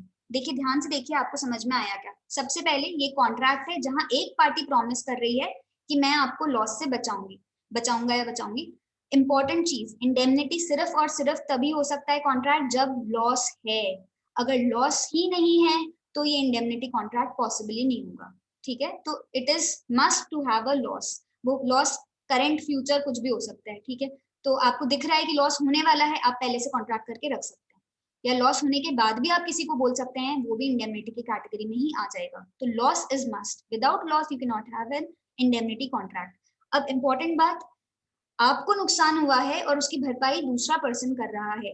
नुकसान किसकी वजह से हुआ? क्या उसकी वजह से नुकसान हुआ? सिंपल सा एग्जांपल है, कार का एक्सीडेंट तो आप करके आए, लेकिन इंश्योरेंस कंपनी उसको भुगत रही है। नुकसान इंश्योरेंस कंपनी ने तो नहीं किया था, इसीलिए डेफिनेशन में कवर्ड है सर। ये आप ध्यान से पढ़िए, इसके अंदर लॉस सामने वाले की वजह से भी हो सकता है या फिर किसी थर्ड पार्टी की वजह से भी हो सकता है। तो लॉस किसी से भी हुआ, लेकिन हम उसको रिकवर करके देंगे, ये इंडेमनिटी की डेफिनेशन कहती है। ठीक है, दिस इज वेरी इंपॉर्टेंट। और इसमें इंपॉर्टेंट बात एक और आ जाती है कि ये क्या होता है कि जो आपके एक्सीडेंटल लॉसेस हैं, पहले वही है, आपने वो ओ माय गॉड मूवी तो देखी होगी, तो उसके अंदर ये इंडेमनिटी पे ही था उसके अंदर कि वो कवर करते हैं नहीं करते, नेचुरल कॉजेस से जो होता है। ठीक है, तो वही अभी कोविड वाला भी सिनेरियो यहाँ आ सकता है कि वो इंडेमनिटी में आएगा कि नहीं आएगा, इस तरीके से। फिर नेक्स्ट, जो पर्सन आपका लॉस बेयर करना चाहता है, the person who is making your loss good is known as indemnifier. और क्योंकि वो आपका लॉस रिकवर कर रहा है तो आप कहलाएंगे इंडेमनिटी होल्डर। एक सिंपल सा एग्जांपल से आप याद रख सकते हैं, इंश्योरेंस की पॉलिसी अगर मैंने ली है तो मैं पॉलिसी होल्डर कहलाती हूँ। तो पॉलिसी होल्डर यहाँ पे इंडेमनिटी होल्डर हो गया। Indemnity holder is the person जिसका लॉस रिकवर होगा, और इंडेमनिटी होल्डर का ही एक और नाम होता है इंडेमनीफाइड। ठीक है, तो वो कैसा भी आ जाए आप ध्यान रख लीजिएगा, इंडेमनीफाइड बोल दीजिए या इंडेमनिटी होल्डर। तो जिसको लॉस हुआ है वो पर्सन इंडेमनिटी होल्डर होता है, जो रिकवर करेगा वो पर्सन इंडेमनीफायर होता है। तो इंश्योरेंस कंपनी यहाँ पे इंडेमनीफायर होगी। नेक्स्ट हम लेते हैं गारंटी। गारंटी कॉन्ट्रैक्ट क्या है? मैं थोड़ा सा टाइम एक्सीड कर गई हूँ यहाँ पे क्योंकि कॉन्ट्रैक्ट एक्ट में बहुत सारा टॉपिक है। हाँ, तो कोई नहीं मैडम, आप आराम से कीजिए आप। हाँ, ठीक है, कोई बात नहीं, we can take it up to 9 o'clock also if it is convenient for you, या फिर किसी और दिन भी, कल भी इसको कैरी ऑन कर सकते हैं एज पर योर कन्वीनियंस। सबको डाइजेस्ट भी होना चाहिए सर एक साथ। हाँ, नहीं नहीं बहुत नहीं, आराम से समझ में आ रहा है मैडम, मुझे समझ में आ रहा है ना, तो इसका मतलब सबको आ रहा है। हाँ, अरे और सर आप, बहुत अच्छा एक्सप्लेन कर रहे हो आप, रियली नाइस, बहुत ही अच्छा। ठीक सर, हम आगे चलते हैं। Section 126 guarantee contract. Guarantee contract, देखिए आप लोग के जो भी क्वेश्चन है आप एक साथ बाद में पूछ सकते हैं, एक बार हम पहले टॉपिक कवर कर लेते हैं, then we will take your questions. Next we have 126 section guarantee contract. ये गारंटी हमारे लिए अभी जो आप इंसॉल्वेंसी का टॉपिक पढ़ेंगे सीआईआरपी वगैरह, उसमें भी इंपॉर्टेंट है। वहाँ पर्सनल गारंटर्स एक टर्म आ जाता है। तो क्या होता है कि कंपनी ने लोन लिया, तो लोन लेते हैं तो बैंक कहते हैं कि आप गारंटी दिलवाइए, तो डायरेक्टर्स वगैरह कई बार वहाँ पे पर्सनल गारंटी देते हैं। तो क्या उनकी लाइबिलिटी होगी जब ये इंसॉल्वेंसी में चल जाती है कंपनी? तो उस केस के हिसाब से आपको थोड़े बहुत टॉपिक यहाँ पे अगर आप गारंटी टॉपिक समझ गए तो आप वहां पे भी समझ में आएगा आपको, है ना। तो हम पहले ये कवर करते हैं, फिर उसको कोरिलेट करते हैं। सेक्शन 126 कहता है गारंटी क्या होती है। A contract of guarantee is a contract, वैसे सिंपल आपको टर्म पता ही है। मैंने किसी से लोन लिया, तो लोन लिया तो पेमेंट मैं ही कर रही हूँ, वहां तक तो बात ठीक है। पर अगर पेमेंट मैं नहीं कर रही, मेरी जगह कोई और पेमेंट करने की गारंटी दे रहा है, यानी कोई और बोलता है कि मैं आपकी जगह पेमेंट कर दूंगा, मैं अश्योरेंस देता हूँ कि ये काम तो हो ही जाएगा, तो जो पर्सन अश्योरेंस दे रहा है that person is known as guarantor या श्योरिटी। यहाँ पे हम उसको श्योरिटी बुलाते हैं। The person who gives guarantee is known as surety. एक इंपॉर्टेंट बात पढ़ने से पहले, guarantee contract is the contract which has 3 parties. Normally हम कॉन्ट्रैक्ट में पढ़ते हैं 2 पार्टीज, एटलीस्ट 2 तो होनी चाहिए। गारंटी कॉन्ट्रैक्ट कहता है यहाँ पे there are 3 parties and there are 3 contracts also. ठीक है, there are 3 parties and 3 contracts. अब ये 3 कॉन्ट्रैक्ट्स कैसे हैं वो समझने से पहले आप एक बार डेफिनेशन पढ़ लीजिए। A contract of guarantee is a contract to perform the promise. ध्यान से पढ़ते जाइए। एक कॉन्ट्रैक्ट है, देखिए जहां भी ये डेफिनेशन आ जाए, it is a contract, it simply means उसमें वो एसेंशियल एलिमेंट्स तो सारे जो हमने बोले वो होना ही चाहिए। अब आगे बात करते हैं। तो it is a contract to perform the promise. कोई ना कोई आपने प्रॉमिस किया है जिसकी परफॉर्मेंस की कोई गारंटी लेगा। अभी आप देखिए, it is a contract to perform the promise और discharge the liability of a third person. मतलब मैं आपके लिए गारंटी ले रही हूँ, पर मैंने कुछ नहीं किया, कर तो कोई दूसरा ही रहा है। ओरिजिनली कंसिडरेशन किसी और को मिला था, लेकिन मुझे क्या बेनिफिट है, मैं क्यों उसकी गारंटी ले रही हूँ, वो दूसरा मैटर है। आप उस पर अभी मत जाइए, क्योंकि इसमें ये भी टॉपिक आ जाता है क्या, गारंटी के अंदर कंसिडरेशन तो मिला ही नहीं ना, श्योरिटी को तो कोई कंसिडरेशन एक तरीके से मिला ही नहीं। फिर इसमें आता है कि नहीं, उसको इम्प्लाइड कंसिडरेशन तो है, कभी मुझे जरूरत पड़ेगी तो सामने वाला भी तो मेरे लिए गारंटी देगा, इस तरह की भी बात रहती है। तो हम अभी इसको सिंपल वर्ड्स में ही समझ लेते हैं। जब यहाँ पे 3 पार्टीज कैसे हुई, आप पहले 3 के एक बार नाम देख लीजिए। एक है प्रिंसिपल डेटर, एक है क्रेडिटर, एक है श्योरिटी। हम इसको सिंपल भाषा में समझ लेते हैं। आर के गुप्ता सर को हम बना देते हैं यहाँ पे क्रेडिटर। ठीक है, तो जो लोन दे रहा है, ठीक है, जो लोन देगा वो आर के गुप्ता सर हमें लोन देंगे सपोज। तो मैं उनसे लोन मांगने गई, तो आर के गुप्ता सर ने कहा मैं तो तुम्हें नहीं जानता, मैं तुम्हें लोन नहीं देता, तुम किसी और से मिलवाओ मुझे, जो मतलब तुम्हारी गारंटी ले एक तरीके से कि हाँ तुम दे दोगी। तो ठीक है, मैंने किसी सी पर्सन से मिलवा दिया इनको, जो इनके नोन थे। उन्होंने मेरे लिए बोल दिया कि हाँ दिव्या सोमानी आपसे लोन ले रही है, ये अगर नहीं पे करेगी तो मैं पे कर दूंगा। तो हम सिर्फ इन पार्टीज के नाम समझते हैं, जो लीगल टर्म्स हैं। आर के गुप्ता सर अभी यहाँ पे कहलाएंगे क्रेडिटर, मैं कहलाऊंगी प्रिंसिपल डेटर, और मेरे लिए जिसने गारंटी ली है सी पर्सन, जो श्योरिटी कहलाएगा। ठीक है, तो देर आर 3 पार्टीज। तो 3 पार्टीज हो गए, प्रिंसिपल डेटर, क्रेडिटर और श्योरिटी। अब आप ध्यान से समझिए 3 कॉन्ट्रैक्ट कैसे बने। पहला कॉन्ट्रैक्ट मेरा और आर के गुप्ता सर का बना, यानी प्रिंसिपल डेटर और क्रेडिटर के बीच में पहला कॉन्ट्रैक्ट। दूसरा कॉन्ट्रैक्ट बन रहा है यहाँ पे प्रिंसिपल डेटर और श्योरिटी का।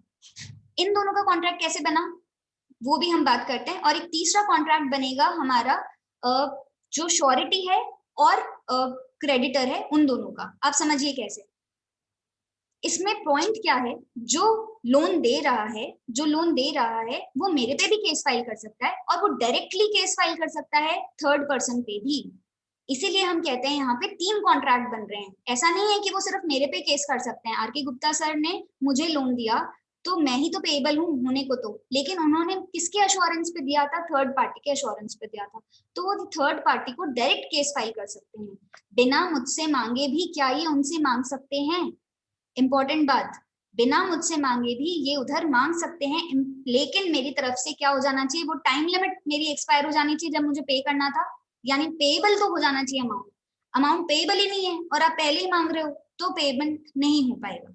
ठीक है, तो अमाउंट पेएबल है, मेरे को अभी आपको पेमेंट करना था पर मैं नहीं कर पा रही, then he can ask the other person also to पे।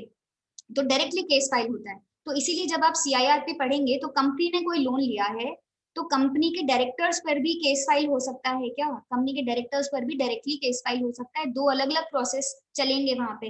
हम पढ़ते हैं एक तो कॉर्पोरेट इंसॉल्वेंसी और एक पर्सनल इंसॉल्वेंसी का भी जो टॉपिक आता है वहां पे। तो वो जो डायरेक्टर्स वगैरह हैं उनके ऊपर वो पर्सनल वाला अलग से टॉपिक चल जाएगा। ठीक है, उसके ऊपर बहुत सारे केसेस हैं अभी, क्योंकि क्लियर नहीं है पूरा सिनेरियो, तो वो चीज अभी कंटिन्यू चल रही है। पर एक सिंपल सा एक इसमें लॉजिक होता है प्रिंसिपल डेटर की जितनी लाइबिलिटी है उतनी ही लाइबिलिटी रहेगी हमेशा श्योरिटी की, ठीक है। तो liability of principal debtor is coextensive with that of the surety, या surety's liabilities coextensive with that of the principal debtor, इसे इस तरीके से बेटर कह सकते हैं। को एक्सटेंसिव का मतलब इक्वल। सपोज मुझे 10,000 रुपए पे करने थे तो श्योरिटी भी 10,000 ही पे करेगा, आप उससे 1 रुपया भी ज्यादा नहीं मांग सकते, ठीक है। तो जितनी मेरी लाइबिलिटी, जितनी प्रिंसिपल डेटर की लाइबिलिटी होगी उतनी ही आप श्योरिटी से भी रिकवर कर सकते हो। सपोज क्रेडिटर स्मार्ट है, क्रेडिटर ने कहा प्रिंसिपल डेटर तुम्हारा लाइबिलिटी तो मैं वेव कर देता हूँ, क्योंकि उसके मन में है कि मैं किससे मांग लूंगा, श्योरिटी से मांग लूंगा। तो भाई वहां पे उसकी भी लाइबिलिटी खत्म हो गई, ये रूल है। क्योंकि अगर आपने प्रिंसिपल डेटर की लाइबिलिटी वेव कर दी then simultaneously you have waived the liability of the surety also, क्योंकि रूल तो वही है, it is co-extensive with that of principal debtor। अगर प्रिंसिपल डेटर ही लायबल नहीं है तो श्योरिटी भी लायबल नहीं होगा। और भी बहुत सारे केसेस हैं इसके अंदर। एक इंपॉर्टेंट जो चीज आती है, सबरोगेशन टर्म आता है, subrogation. Surety steps into the shoes of the creditor. अब जो तीसरे कॉन्ट्रैक्ट की बात हम कर रहे थे, वापस एक बार ध्यान दीजिए, मेरा और आर के गुप्ता सर का पहला कॉन्ट्रैक्ट, दूसरा कॉन्ट्रैक्ट हमने बोला था श्योरिटी का आर के गुप्ता सर से, ये दूसरा कॉन्ट्रैक्ट। अब तीसरा कॉन्ट्रैक्ट जो है यानी मेरा और श्योरिटी का कॉन्ट्रैक्ट। तो अगर मैं मेरे बिहाफ पे एंजॉय तो मैंने किया, लोन तो मैंने लिया, मैंने मजे कर लिए, लेकिन अब मैं पे नहीं कर रही, पे कौन कर रहा है, श्योरिटी। वो क्यों करेगा भाई, क्योंकि उसने बोला था वो पे करेगा, तो उसने पे कर दिया। तो लॉ कहता है ये तो जाती हो गई, ऐसे तो बहुत लोग नुकसान उठाएंगे। तो एक रूल बना दिया गया है, एक उसको बेनिफिट दिया गया है, अगर श्योरिटी ने पेमेंट कर दिया है आपके बिहाफ पे, then he will enjoy the right of subrogation. वो क्या करेगा, he will now enter into the shoes of creditor. जितने भी क्रेडिटर के राइट्स थे, अब वो सारे राइट्स किसको मिल जाएंगे, श्योरिटी को। Now surety can recover that amount from me. तो मैंने तो ऐसा कुछ कहा ही नहीं था कि मैं उसको पेमेंट करूंगी, ये तो मैं फंस गई। तो ये लॉ ने यहाँ पे इम्प्लाइड कॉन्ट्रैक्ट बनाया है। हम दो चीजें साथ में पढ़ रहे हैं, आप साथ में समझिए। गारंटी में इंडेमनिटी शामिल है, हमने इंडेमनिटी पहले पढ़ लिया, इसीलिए पहले पढ़ाया था सर आपको कि इंडेमनिटी का मतलब होता है right to recover losses. Loss किसका हुआ, लॉस किसका हुआ बताइए, इंडेमनिटी होल्डर कौन हुआ यहाँ पे, और इंडेमनीफायर कौन हुआ।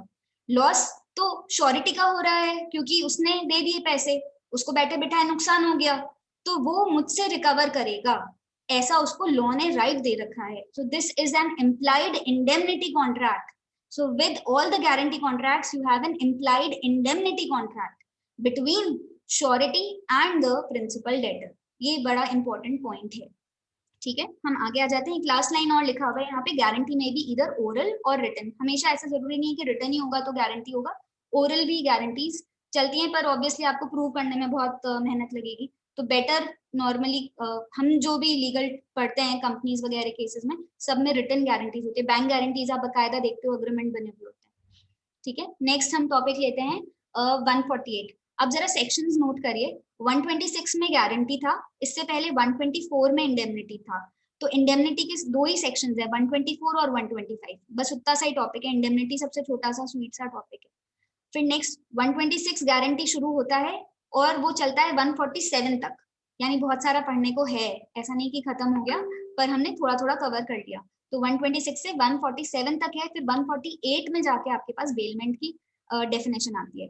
148 से लेके 181 तक जाके बेलमेंट का टॉपिक चलेगा पूरा का पूरा, और फिर 182 पे जाके आपकी एजेंसी की डेफिनेशन आएगी, यानी यहाँ से एजेंसी का कॉन्ट्रैक्ट चलेगा आगे तक, ठीक है। तो हम पहले बेलमेंट ले लेते हैं। मैं डरा नहीं रही, एक्चुअली कोर्स तो बहुत सारा है पर इसमें मार्क्स ही नहीं है, तो हम क्यों इतना सारा दिमाग लगाएं। तो फटाफट जो जिन पे क्वेश्चंस बनते हैं वो देख लेते हैं फटाफट फटाफट। Section 148 bailment.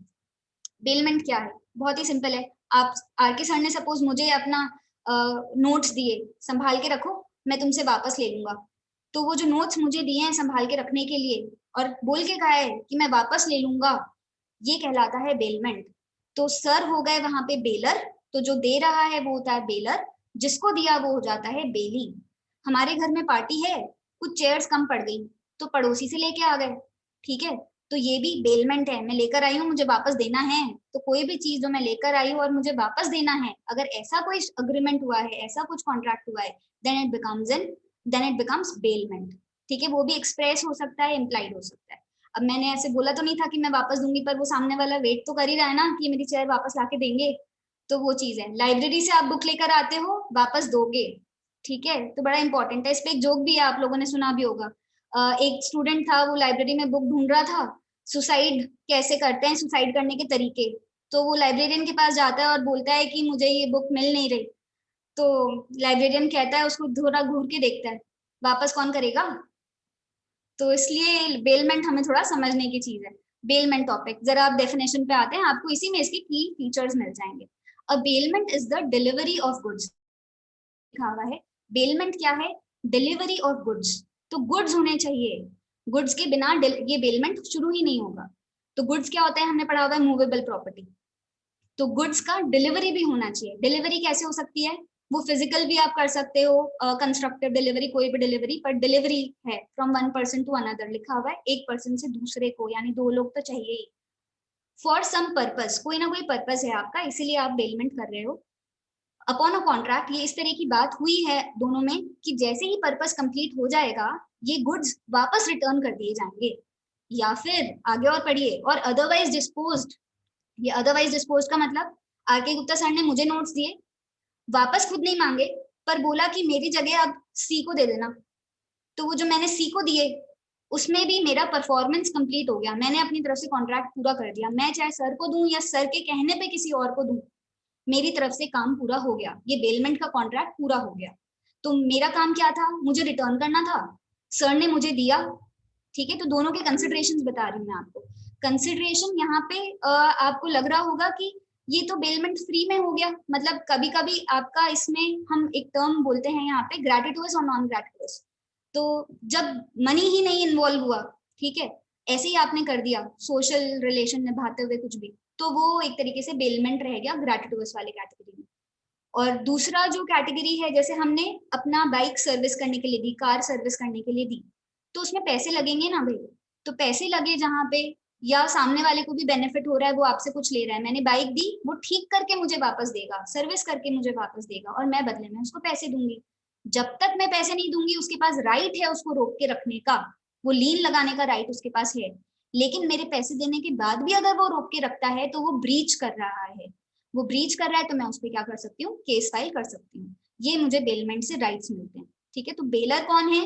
मैंने अगर अपनी बाइक सर्विस करने के लिए दी है, तो मैं बेलर हूँ। और वो जो सर्विस स्टेशन पे मैंने दिया, वो कहलाएगा यहाँ पे बेली। बेली की ड्यूटी है कि वो मेरे कहे बिना ये बाइक किसी और को नहीं देगा, इसका अनऑथराइज्ड यूज नहीं करेगा।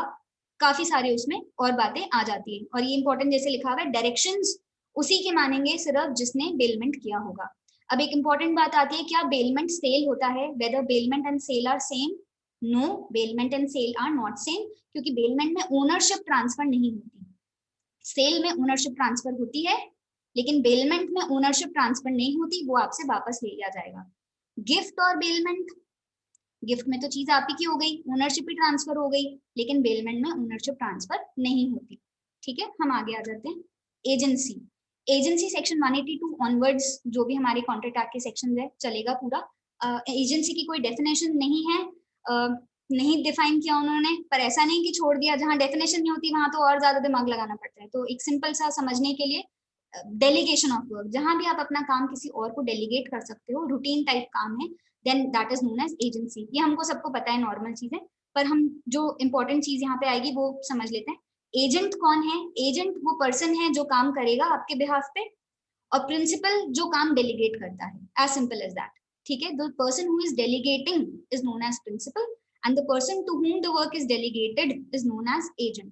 अब इनमें बहुत सारे प्रॉपर्टीज हैं, एजेंट के पास क्या पावर्स हैं, एजेंट के पास उसकी कितनी अथॉरिटी है। एक इम्प्लाइड अथॉरिटी होती है, एक एक्सप्रेस अथॉरिटी होती है। तो जो जो काम उसको बोल के कहा गया है कि तुम ये कर सकते हो, वो एक्सप्रेस में आ जाता है। और इम्प्लाइड अथॉरिटी उसके पास क्या हो सकती है, जैसे एक सिंपल पार्टनरशिप में भी हम पढ़ते हैं कि पार्टनर में आपस में म्यूचुअल एजेंसी होती है। तो हर बात बताने की जरूरत नहीं है, पार्टनर्स में बहुत सारी चीजें इम्प्लाइड होती हैं, उनके पास पावर्स होते हैं, पर कुछ डिफाइंड है कि ये काम वो लोग नहीं कर सकते। तो जहां पे भी आपको डिस्टिंक्शन करना है, आप डिस्टिंक्शन कर सकते हैं, पर ब्रॉडली ये है कि एजेंसी में you can delegate the work, सामने वाला पर्सन।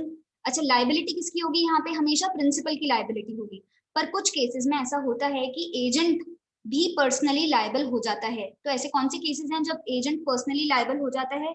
जब उसको अथॉरिटी ही नहीं थी, he has exceeded his authority. एक टर्म आता है रैटिफिकेशन भी आता है यहाँ पे, कि एजेंट को अथॉरिटी नहीं थी, उसने काम कर दिया, पर प्रिंसिपल के पास पावर है कि वो क्या कर सकता है, उस काम को रैटिफाई भी कर सकता है। तो अगर उसने रैटिफाई कर दिया तो प्रिंसिपल लायबल हो जाएगा, otherwise agent will remain the liable वहां पे उस केस के अंदर।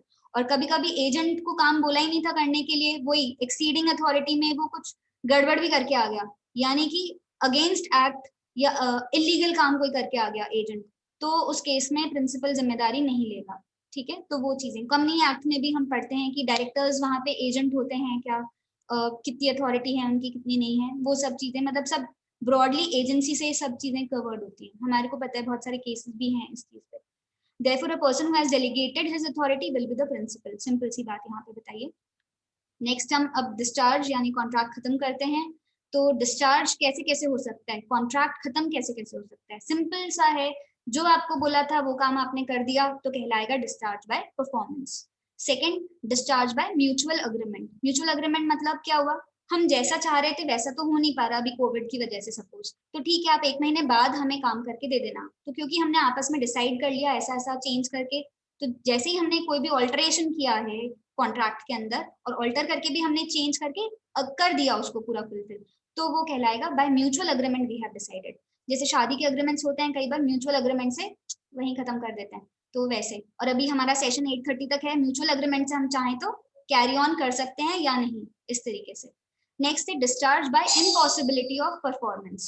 ये इम्पॉसिबिलिटी ऑफ परफॉर्मेंस अभी थोड़ी देर पहले हमने समझा, कभी कभी सिचुएशंस आउट ऑफ कंट्रोल हो जाती है, हम नहीं कर पाएंगे उसको परफॉर्म, तो जब हम नहीं कर पाएंगे तब भी वो कॉन्ट्रैक्ट डिस्चार्ज मान लिया जाता है। Next is discharge by lapse of time. Lapse of time का मतलब हुआ टाइम खत्म होती ही कॉन्ट्रैक्ट खत्म। जैसे इंश्योरेंस के कॉन्ट्रैक्ट होते हैं वो एक फिक्स टाइम के लिए होते हैं, 1 ईयर के लिए सपोज, तो 1 ईयर खत्म होते ही कॉन्ट्रैक्ट खत्म। सर 1 सेकेंड, 1 मिनट आप मेरे को म्यूट कर पाएंगे क्या सर, या 1 सेकेंड?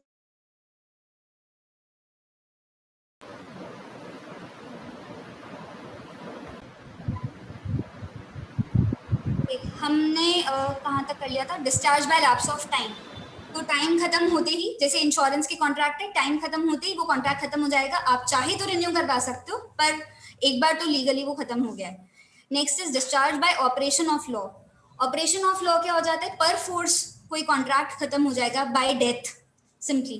तो डेथ होते ही कॉन्ट्रैक्ट वहीं पे खत्म, आप उसको फोर्स नहीं कर सकते। नॉर्मली लीगल रिप्रेजेंटेटिव को हम कहते हैं कि तुम्हें करना ही पड़ेगा काम। इसमें बड़ा एक इंपॉर्टेंट पॉइंट है कि अगर कॉन्ट्रैक्ट पर्सनल नेचर का होता है, where it involves skills of that particular person, तो वो कॉन्ट्रैक्ट कंटिन्यू नहीं हो सकता। लेकिन जहां पे कॉन्ट्रैक्ट पर्सनल स्किल वाला नहीं है, कोई भी कर सकता है, तो उस केस के अंदर ऑपरेशन ऑफ लॉ की वजह से कॉन्ट्रैक्ट कंटिन्यू रहेगा, चाहे ऑपरेशन ऑफ लॉ हो ही क्यों ना गया हो। मैं एक एग्जांपल देके आपको बताती हूँ।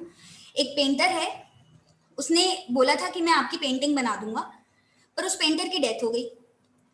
तो आप उसके बेटे को फोर्स नहीं कर सकते हो कि तुम्हें पेंटिंग बनानी पड़ेगी, कॉन्ट्रैक्ट नहीं खत्म हो जाएगा क्योंकि वो पेंटर की स्किल्स वहां पे इन्वॉल्व थी। लेकिन अगर उस पेंटर ने कोई लोन लिया है, ठीक है, घर की किस्त चुकानी है, तो पेंटर की डेथ हो गई, तो बैंक वाले थोड़ी छोड़ेंगे, उसके बेटे को या उसकी वाइफ को पेमेंट तो करना ही पड़ेगा। ठीक है, तो जहां पे कॉन्ट्रैक्ट कंटिन्यू रहता है बाय ऑपरेशन ऑफ लॉ का मतलब बताया था, डेथ से कॉन्ट्रैक्ट नॉर्मली खत्म हो जाते हैं। लेकिन कौन से वाले, जहां पे पर्सनल स्किल बेस्ड कॉन्ट्रैक्ट होते हैं, जहां पर्सनल स्किल ही इन्वॉल्व नहीं है, कोई भी कर सकता है, तो फिर वो कॉन्ट्रैक्ट कंटिन्यू रहते हैं। Next is discharge by breach of contract. Breach तो हमने डिस्कस कर ही लिया, किसी भी तरीके से जो भी आपने कंडीशंस समझी थी, अगर वो आप फुलफिल नहीं कर पाते हो, कोई भी party, either of the party, तो उस केस में ब्रीच हो जाएगा, यानी कॉन्ट्रैक्ट खत्म हो जाएगा। ठीक है, और फिर वो कोर्ट में केस वगैरह, मतलब आफ्टर ब्रीच ही ये कोर्ट वाली बातें सारी आएगी। You can now go to court, और किस किस तरह के आप केसेस फाइल कर सकते हैं, वो भी एक पूरा टॉपिक होता है इसके अंदर ब्रीच ऑफ कॉन्ट्रैक्ट में। अच्छा, ब्रीच भी 2 तरह के होते हैं, अगर आपने सुना है तो। एक होता है एक्चुअल ब्रीच, एक होता है एंटिसिपेटरी ब्रीच। एक्चुअल ब्रीच का मतलब हुआ वाकई में काम नहीं किया, जैसे कि सर ने मुझे बोला सेशन लेने के लिए और मैं नहीं आई, मैंने लिया ही नहीं सेशन, तो मेरी तरफ से क्या हो गया, ब्रीच। और दूसरा तरीके का जो ब्रीच हम बात कर रहे हैं, दैट इज एंटिसिपेटरी। सर सिर्फ सोच रहे हैं कि दिव्या नहीं आएगी, पता नहीं क्यों, पर उनके मन में चल रहा है कि नहीं आएगी नहीं आएगी। तो एंटिसिपेशन जहां चल रहा है, अभी ब्रीच हुआ नहीं है, सिर्फ आप सोच रहे हो, तो वो सोच रहे हैं उसी को हम कह देते हैं एंटिसिपेटरी ब्रीच। लेकिन हम उसमें वेट करते हैं कि एंड तक क्या होगा। कई बार एंटिसिपेशन में हम वेट नहीं करते। अब जैसे कोविड की सिचुएशन है, हम वेट नहीं करना चाहते, हम क्यों 1 महीना तक वेट करें और उसके बाद कुछ रिएक्शन करें, मार्केट में प्राइसेस बढ़ जाएंगे या कुछ हो जाएगा, तो हम अभी कॉन्ट्रैक्ट को खत्म कर देना चाहते हैं। तो एंटिसिपेट अगर आप कर देते हो ब्रीच को, तो आप देन एंड देयर भी कॉन्ट्रैक्ट खत्म कर सकते हो, या आपके पास दूसरा ऑप्शन होता है, you can wait till the due date of the contract. उस ड्यू डेट पे पता चल जाएगा कि एक्चुअल में कॉन्ट्रैक्ट परफॉर्म होता है या ब्रीच होगा। कॉम्पनसेशन आप दोनों ही तरह से ले सकते हो, पर यहाँ केस फाइल होता है। मैं कहूंगी कॉन्ट्रैक्ट खत्म करना है, सामने वाला कहेगा मैंने तो कुछ किया ही नहीं, मैं क्यों कॉन्ट्रैक्ट खत्म करूं, तो केस वहां पे फाइल होते रहते हैं। तो ये discharge by breach of contract. ठीक है, तो ये हमारा कॉन्ट्रैक्ट एक्ट का टॉपिक था। सर हम क्वेश्चंस अभी लें या कॉन्ट्रैक्ट एक्ट के या बाद में?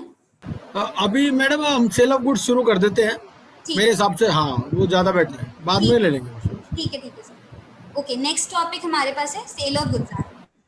देखिए, कॉन्ट्रैक्ट एक्ट अपने आप में बहुत बड़ा एक्ट था, हमने बोला इतने सारे सेक्शंस थे। उस कॉन्ट्रैक्ट एक्ट में से ही सेल ऑफ गुड्स एक्ट तो बना है। 76 सेक्शन से लेके 123 तक के जो सेक्शंस थे कॉन्ट्रैक्ट एक्ट के, उनको निकाल के ही एक नया एक्ट बना दिया गया 1930 में। ठीक है, तो इसकी एप्लीकेबिलिटी वगैरह हम डिस्कस कर लेते हैं। It is applicable all over India. वो सेम पैटर्न ही चलेगा जो कॉन्ट्रैक्ट एक्ट का है, वही इसका है कि it is also applicable all over India. Total 66 sections करीब यहाँ पर हम पढ़ते हैं, तो सारे नहीं पढ़ेंगे ऑब्वियसली।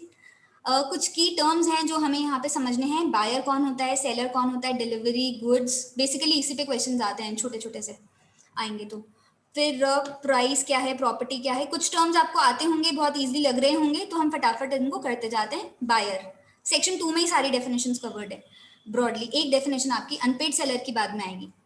सेक्शन 2(1), बायर कौन होता है, द पर्सन हु बाइज और अग्रीज टू बाय। आप ध्यान दीजिए, हम सिर्फ बोलते हैं जो खरीद रहा है वो बायर है, नहीं, लॉ में कहते हैं द पर्सन हु बाइज और अग्रीज टू बाय, यानी प्रेजेंट भी चल रहा है, फ्यूचर भी चल रहा है, क्योंकि अग्रीमेंट का मतलब भी वही था ना, पास्ट प्रेजेंट और फ्यूचर कंसिडरेशन। आप बाद में भी तो कर सकते हो ना काम।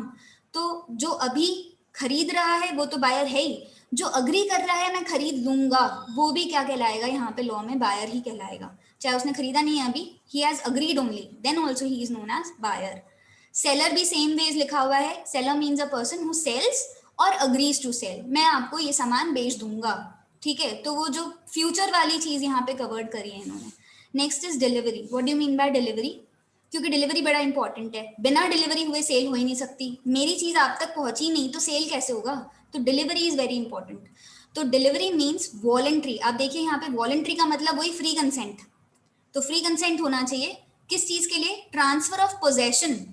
अब यहाँ क्वेश्चन आना चाहिए आपके दिमाग में, पोजेशन का मतलब ओनरशिप से है क्या? मैंने अपना सामान आपको दिया, डिलीवरी का तो यही डेफिनेशन दिया हुआ है। Delivery means voluntary transfer of possession from one person to another. क्या यहाँ कहीं भी लिखा है ओनरशिप?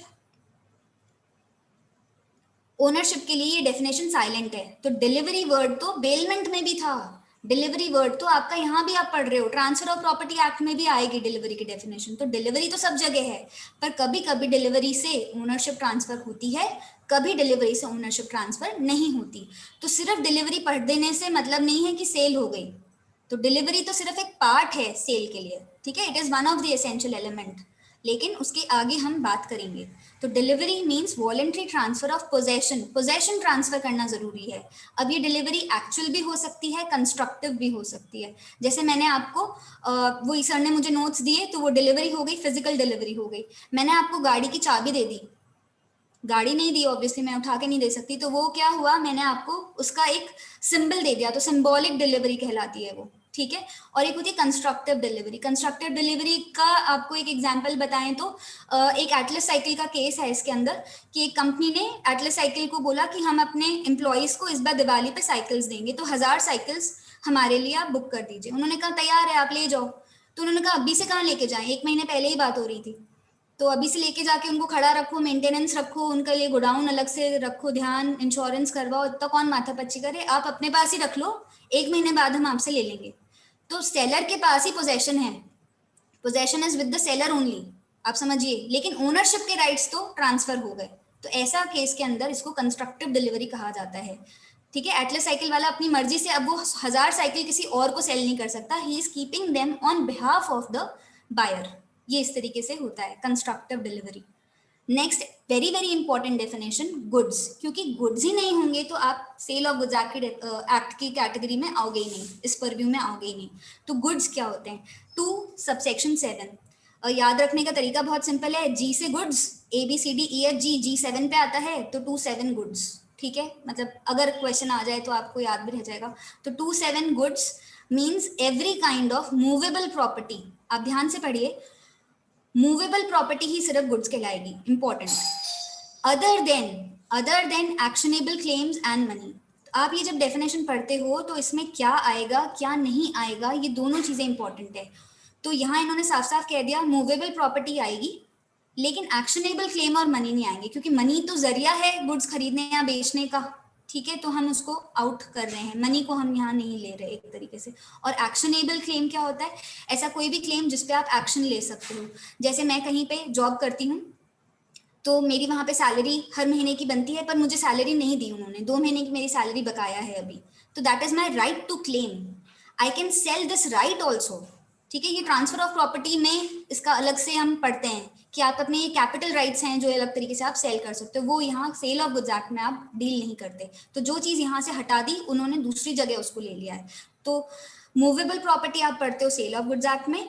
इमूवेबल प्रॉपर्टी की अगर सेल होती है, जैसे फ्लैट सेल हुआ या लैंड सेल हुआ, तो वो हम पढ़ते हैं ट्रांसफर ऑफ प्रॉपर्टी एक्ट के अंदर। इस वाले एक्ट में सिर्फ मूवेबल चीज ही हम पढ़ते हैं, अदर देन एक्शनेबल क्लेम। ठीक है, और मनी को भी हटा दिया। तो और अलग से क्या जोड़ा है, तो एक इंक्लूसिव की लिस्ट और बनाई है, it include stock and shares. हो सकता है आप उसको गुड्स नहीं मानते थे, पर इसमें इन्होंने इनको इंक्लूड कर दिया। स्टॉक एंड शेयर्स भी गुड्स हैं, ग्रोइंग क्रॉप्स गुड्स हैं, ग्रास और anything attach to land forming part of land which are agreed to be severed before sale। ये लाइन बड़ी इंपॉर्टेंट है, which are agreed to be severed before sale। तो इसका question आता है, standing trees जो हैं, सिंपल सा मतलब पेड़ हैं, पेड़ गुड्स में आएंगे क्या, मूवेबल तो है नहीं, तो वो गुड्स नहीं है। लेकिन अगर उन पेड़ को काट दिया जाए तो वो टिम्बर हो गए, अब आप उनको सेल कर सकते हो। तो फॉलन डाउन ट्रीज या cut down trees are considered as goods, ये यहाँ पे लिखा हुआ है। तो कोई भी चीज जैसे क्रॉप है, क्रॉप को भी जब तक वो अलग नहीं कर दी गई, हार्वेस्ट नहीं हुआ, तब तक वो क्रॉप गुड्स में नहीं आएगी। जैसे ही आप उसको काट के अलग कर दोगे, जमीन से अलग होते ही कोई चीज क्या बन जाएगी, यहाँ पे मूवेबल गुड्स बन जाएंगे। ठीक है, मूवेबल प्रॉपर्टी हो गई वो।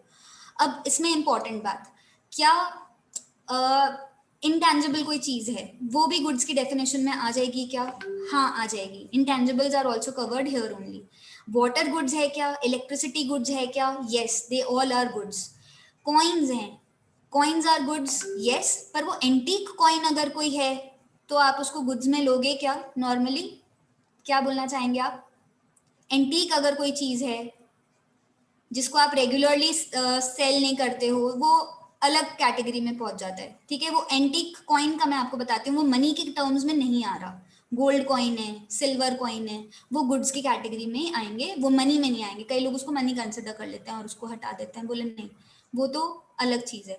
फिर next price, price is very important, क्योंकि सेल में इंपॉर्टेंट है, मैं आपको कुछ दे रही हूँ तो बदले में मुझे हमेशा ही प्राइस कंसिडरेशन चाहिए। जैसे हमने पढ़ा था ना अभी थोड़ी देर पहले, कंसिडरेशन तो चाहिए होता है, तो कंसिडरेशन मुझे यहाँ पे काइंड में नहीं चाहिए, वो तो बार्टर सिस्टम हो जाएगा, गुड्स के बदले गुड्स, हमें चाहिए यहाँ गुड्स के बदले पैसे। तो प्राइस का मतलब क्या, वो यहाँ लिखा है, price means money consideration for the sale of goods. अब एक इंपॉर्टेंट क्वेश्चन इसी लेवल पे आपके लिए, सपोज ये एक ऑफर चल रहा है, पुराने प्रेशर कुकर के बदले नया प्रेशर कुकर, पर आपको कुछ एडिशनल वहां पे अमाउंट देना पड़ेगा, 200 रुपए और देने पड़ेंगे। तो उस केस में वो सेल है या नहीं, मैं दोनों तरह से पूछती हूँ। अगर सिर्फ पुराने प्रेशर कुकर के बदले नया प्रेशर कुकर मिलता है तो वो सेल नहीं होगा, वो बार्टर है। लेकिन अगर पुराने प्रेशर कुकर प्लस 200 के बदले आपको एक नया प्रेशर कुकर मिलता है तो उस केस में वो सेल है, क्योंकि प्राइस है, चाहे पार्टली ही प्राइस क्यों ना हो, price has to be there. ये इंपॉर्टेंट बात है। ठीक है, हम आगे लेते हैं। नेक्स्ट डेफिनेशन प्रॉपर्टी, ये बड़ा इंपॉर्टेंट है क्योंकि पूरे सेल ऑफ गुड्स एक्ट में बात ही यही है कि ownership has to be transfer. तो प्रॉपर्टी का यहाँ पे क्या मतलब है, property means general property in the goods and not the special property. खैर डेफिनेशन समझाते ऐसे हैं कि समझ में कुछ नहीं आता, वो कहना यही चाह रहे हैं कि जनरल प्रॉपर्टी ओनरशिप के लिए कह रहे हैं, तो ओनरशिप जो होगी दैट इज प्रॉपर्टी। हम कोई लिमिटेड टाइम के लिए किसी को जैसे घर किराए पे दिया रहने के लिए, तो वो तो थोड़े टाइम के लिए दिया ना, वो एक तरह से बेलमेंट वाली कैटेगरी में है, वापस हमें मिल जाएगा। पर यहाँ पर हम कह रहे हैं कि 100% हमने ट्रांसफर कर दिया, सारी राइट्स दे दिए, तो जनरल प्रॉपर्टी ट्रांसफर हो गई। सेल में हमेशा जनरल प्रॉपर्टी ही ट्रांसफर होती है, प्रॉपर्टी का मतलब ownership rights. Contract of sale, ये बहुत ही इंपॉर्टेंट डेफिनेशन अब आप लोग पढ़ने जा रहे हो, कॉन्ट्रैक्ट ऑफ सेल।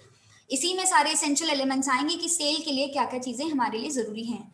तो contract of sale of goods is a contract whereby the seller, अब ध्यान से पढ़िए, इसमें सारी चीजें आएंगी। सबसे पहले सेलर होना चाहिए, खुद ही लिख दिया इन्होंने, एक सेलर होना चाहिए, और आगे यहाँ पे बायर भी टर्म आपको दिख रहा होगा, एक सेलर दिख रहा है, एक बायर दिख रहा है, तो इनडायरेक्टली कह रहे हैं 2 लोग होने चाहिए। एक सेलर होना चाहिए यानी रेडी टू सेल और अग्रीज टू सेल, और एक रेडी टू बाय और अग्रीज टू बाय होना चाहिए, ठीक है। A contract of sale of goods is a contract whereby seller transfers और अग्रीज टू ट्रांसफर, ये भी दोनों आ गया, आप चाहे अभी सेल कर रहे हो या फ्यूचर में करोगे, दोनों चीजें हम इसको कंसिडर करते हैं यहाँ पे। लेकिन क्या ट्रांसफर करेंगे, सिर्फ गुड्स नहीं, आप ध्यान से देखिए, we are not talking of goods, we are talking of property in goods, यानी हम उन गुड्स की ओनरशिप ट्रांसफर करने की बात कर रहे हैं, सिर्फ गुड्स नहीं। वापस समझिए, जब सेलर अग्री करता है, ट्रांसफर ही कर देता है, या तो डायरेक्ट ही दे देगा या फिर फ्यूचर में देगा, यानी कैश सेल्स भी हो सकती है, क्रेडिट सेल्स भी हो सकती है, दोनों कैटेगरी में यहाँ पे आ सकते हैं। और सेल करने के लिए इंपॉर्टेंट है गुड्स चाहिए, गुड्स की भी प्रॉपर्टी ट्रांसफर होना जरूरी है, ठीक है। किसको, बायर को, किस चीज के लिए, फॉर अ प्राइस, तो प्राइस इज वेरी इंपॉर्टेंट, ये चीज हमने अभी बात करी थी। There may be a contract of sale between one part owner and another, ये पार्ट ओनर का क्या मतलब आ गया, कई बार एक ही चीज के 2 ओनर्स होते हैं, को ओनरशिप वाली भी बात है, तो आप अपना पार्ट किसी को सेल कर सकते हो, ठीक है। ऐसा भी क्वेश्चन आता है कि वो जॉइंट ओनरशिप में चीज है, whether we have the whether we have the right to sell that or not, वो सब भी एक अलग से टॉपिक चलता है। कभी कभी नॉन ओनर होते हुए भी आप गुड्स को क्या कर सकते हो, सेल कर सकते हो, वहां कोई ब्रीच नहीं होता है, आप कर सकते हो ओनरशिप ट्रांसफर, वो कुछ केसेस हैं। फिर नेक्स्ट है agreement to sell. Agreement to sell का डेफिनेशन, क्योंकि कॉन्ट्रैक्ट ऑफ सेल एक वाइडर टर्म है, इसके अंदर अग्रीमेंट टू सेल भी आ गया, हम अग्री करते हैं सेल करने के लिए। ये कौन से गुड्स हैं, फ्यूचर गुड्स। कई बार होता है हम ऑर्डर देंगे तब वो गुड्स बनाएंगे और फिर हमें भेजेंगे, तो जो गुड्स तैयार ही नहीं है, फ्यूचर गुड्स जो फ्यूचर में बनेंगे, ठीक है, ऐसे गुड्स के लिए अगर आप अग्रीमेंट कर देते हो तो वो कहलाता है अग्रीमेंट टू सेल। तो normally agreement to sell is for future goods, where under a contract of sale the property of the goods is transferred from seller to buyer, ये तो सेम ही है, the contract is known as sale जो हमने पढ़ लिया, but where the transfer of property in the goods is to take place at a future time or subject to some condition thereafter to be fulfilled, कुछ भी चीज आपको ownership हाथों हाथ नहीं मिल रही, फ्यूचर में मिल रही है, तो वो कहलाता है अग्रीमेंट टू सेल। तो सेल ऑफ गुड्स एक्ट 2 ही तरह के सेल की बात करता है, एक तो हाथों हाथ ओनरशिप ट्रांसफर हो जाए तो हम उसे कहेंगे सेल, और अगर फ्यूचर में ओनरशिप मिलती है तो हम उसको कहेंगे अग्रीमेंट टू सेल। बस ये सिंपल से 2 टर्म्स हैं यहाँ पे, ठीक है। अच्छा, एक छोटी सी चीज, अग्रीमेंट टू सेल कन्वर्ट हो जाता है सेल में, वापस सुनिए, अग्रीमेंट टू सेल कन्वर्ट हो जाएगा सेल के अंदर, कब, फ्यूचर में, होना ही है, यही तो था उसका लॉजिक कि हम अग्रीमेंट कर रहे हैं, हम फ्यूचर में सेल करेंगे, तो जिस दिन सेल करेंगे वो अब कन्वर्ट हो गया किसके अंदर, सेल में, ठीक है। तो एक सिंपल सा क्वेश्चन यहाँ पे, contract of sale it includes, मैं डायरेक्ट आंसर ही बता देती हूँ, contract of sale includes sale as well as agreement to sell, आप चाहे नोट कर लीजिए, contract of sale is a wider term, it includes sale यानी current sales as well as agreement to sell both, ठीक है। हम आगे आ जाते हैं, ये 2-3 इंपॉर्टेंट है डेफिनेशंस। कंडीशन, कंडीशन क्या होता है, क्योंकि गुड्स हैं तो गुड्स के साथ हम वो गारंटी वारंटी टर्म्स जो पढ़ते हैं, इंपॉर्टेंट बात, गारंटी टर्म कहीं है ही नहीं सेल ऑफ गुड्स एक्ट के अंदर, इन्होंने जो टर्म्स यूज किए हैं वो हैं कंडीशन एंड वारंटी। कंडीशन का मतलब क्या बोला है, condition is a stipulation essential to the main purpose, बस ये यहीं पे इसकी पूरी लाइन जो इन डेप्थ बात है वो यही है, it is essential to the main purpose of the contract. अगर आपने मांगा था रेड कलर की शर्ट चाहिए, उन्होंने अमेजोन से जब पैक होके आई तो मेरे पास ब्लैक कलर की शर्ट आ गई, तो मुझे वो रखना जरूरी नहीं है, क्योंकि मेरी तो कंडीशन थी, मुझे तो कौन सी चाहिए, रेड ही चाहिए, तो आई कैन रिटर्न दैट। ये इंपॉर्टेंट चीज यहाँ लिखिए। तो कंडीशन का मतलब क्या होता है, मैं कॉन्ट्रैक्ट कैंसिल कर सकती हूँ या नहीं, वारंटी का मतलब मैं कॉन्ट्रैक्ट कैंसिल कर सकती हूँ या नहीं, वो चीज यहाँ पे हम डिस्कस कर रहे हैं। तो अगर कोई चीज ऐसी थी, मेरी कोई कंडीशन ऐसी थी जो कि बहुत जरूरी थी, main purpose of the contract था जो, ठीक है, तो उससे अगर मुझे मेरा वो मेन पर्पस ही कंप्लीट नहीं हुआ, तो यानी ब्रीच हो गया, सिंपल सा शॉपकीपर ने ब्रीच कर दिया, तो उस केस में it will give the right to the buyer to treat the contract as repudiated, यानी आप कैंसिल कर सकते हो। तो कंडीशन क्या होता है? कंडीशन सिंपल एक ऐसी चीज है जो आपने बोली थी या जो आपने रखी थी, एक शर्त रखी थी, वो शर्त अगर सामने वाला नहीं मानता है या उसको ब्रीच कर जाता है, तो अब आपके पास राइट है, आप वो कॉन्ट्रैक्ट को कैंसिल ट्रीट कर सकते हो। तो कैंसिल ट्रीट कर दिया तो सेल है ही नहीं, as if there is no sale, because मेरी कंडीशन ही फुलफिल नहीं हुई। वारंटी क्या है? वारंटी एक ऐसी मतलब वारंटी भी एक तरीके की शर्त ही रखी है आपने, लेकिन ये कोलैटरल है, सेकेंडरी है, इंसिडेंटल है, हो जाएगी तो ठीक है, नहीं होगी तो भी ठीक है। मतलब ऐसा हम उसको नहीं कह रहे, हमारे मन में है, it is not very important. मुझे वापस मैं बोलती हूँ, रेड कलर की शर्ट चाहिए, पर रेड नहीं है, हल्का सा लाइट उसका शेड आ गया तो भी ठीक है, मुझे ये भी अच्छा लग रहा है, मैं रख रही हूँ, मैं उसको नहीं बता रही, पर मेरे को अभी ये जो आया, जो प्रोडक्ट आया घर पे, वो भी मुझे ठीक ही लग रहा है, तो अगर मैं ऐसे रख लेती हूँ तो ये वारंटी हो गया। मतलब that was not very much essential, मेरे पास कुछ भी मतलब इतना इंपॉर्टेंट नहीं था कि मैं कॉन्ट्रैक्ट ही कैंसिल कर दूँ। I can still do with the contract, I can still go with the contract. तो वारंटी क्या होता है, ये दोनों में डिफरेंस है। कंडीशन से आप कॉन्ट्रैक्ट कैंसिल कर देते हो, वारंटी में कॉन्ट्रैक्ट कंटिन्यू रहता है, लेकिन आप अभी भी डैमेजेस क्लेम कर सकते हो, क्योंकि जो मैंने कहा था वो तो नहीं हुआ ना, तो आप डैमेजेस क्लेम कर सकते हो। यहाँ पे ये चीज लिखी हुई है, the breach of which gives rise to claim for damages but not a right to reject the goods and the contract can not be repudiated. एक तरीके से वो अभी कैंसिल नहीं हो सकता। ठीक है, तो सिंपल आपको अगर इफेक्ट पूछा जाए, कंडीशन का इफेक्ट क्या है, it will and the contract, contract खत्म ही मान लिया जाएगा, कैंसिल हो जाएगा। वारंटी से कॉन्ट्रैक्ट खत्म नहीं होता, it still continues. Next definition important जो है, unpaid seller. Unpaid seller, seller को पेमेंट ही नहीं हुआ, तो वो सिंपल अनपेड सेलर है, लेकिन ये सेक्शन 45 में जाके पूरा टॉपिक है, वहां समझाया हुआ है। कब कब इसमें जो अनपेड सेलर है वो दो तरीके से बताया है। अनपेड सेलर इन दोनों केसेस में अनपेड माना जाएगा। आप सोच के देखिए एक बार, आपने कोई सामान खरीदा 100 रुपए का, आपने 90 रुपीज पे कर दिए, 10 रुपीज बाकी है, चलिए मानिए 99 ही पे कर दिया आपने, 1 ही रुपये तो बाकी है, क्या अभी भी सेलर अनपेड कहलाएगा? हाँ, एक भी रुपया बाकी है तो भी सेलर क्या कहलाएगा? अनपेड। यहाँ पे आप पढ़िए, when the whole of the price has not been paid और टेंडर्ड। होल जितना बोला उतना का उतना अगर आपने पे नहीं किया, वो डिस्काउंट दे दे तो बात अलग है, ठीक है, वो खत्म करना चाहे कि हाँ ठीक है मैंने डिस्काउंट ही दे दिया 1 रुपए का, छोड़ो, तो फिर सेल हो गई, अदरवाइज तो वो अनपेड ही कहलाएगा, अनपेड सेलर। तो पहला तो पॉइंट लिखा है प्राइस के लिए, जहाँ कैश सेल है वहां तो प्राइस की बात आ गई।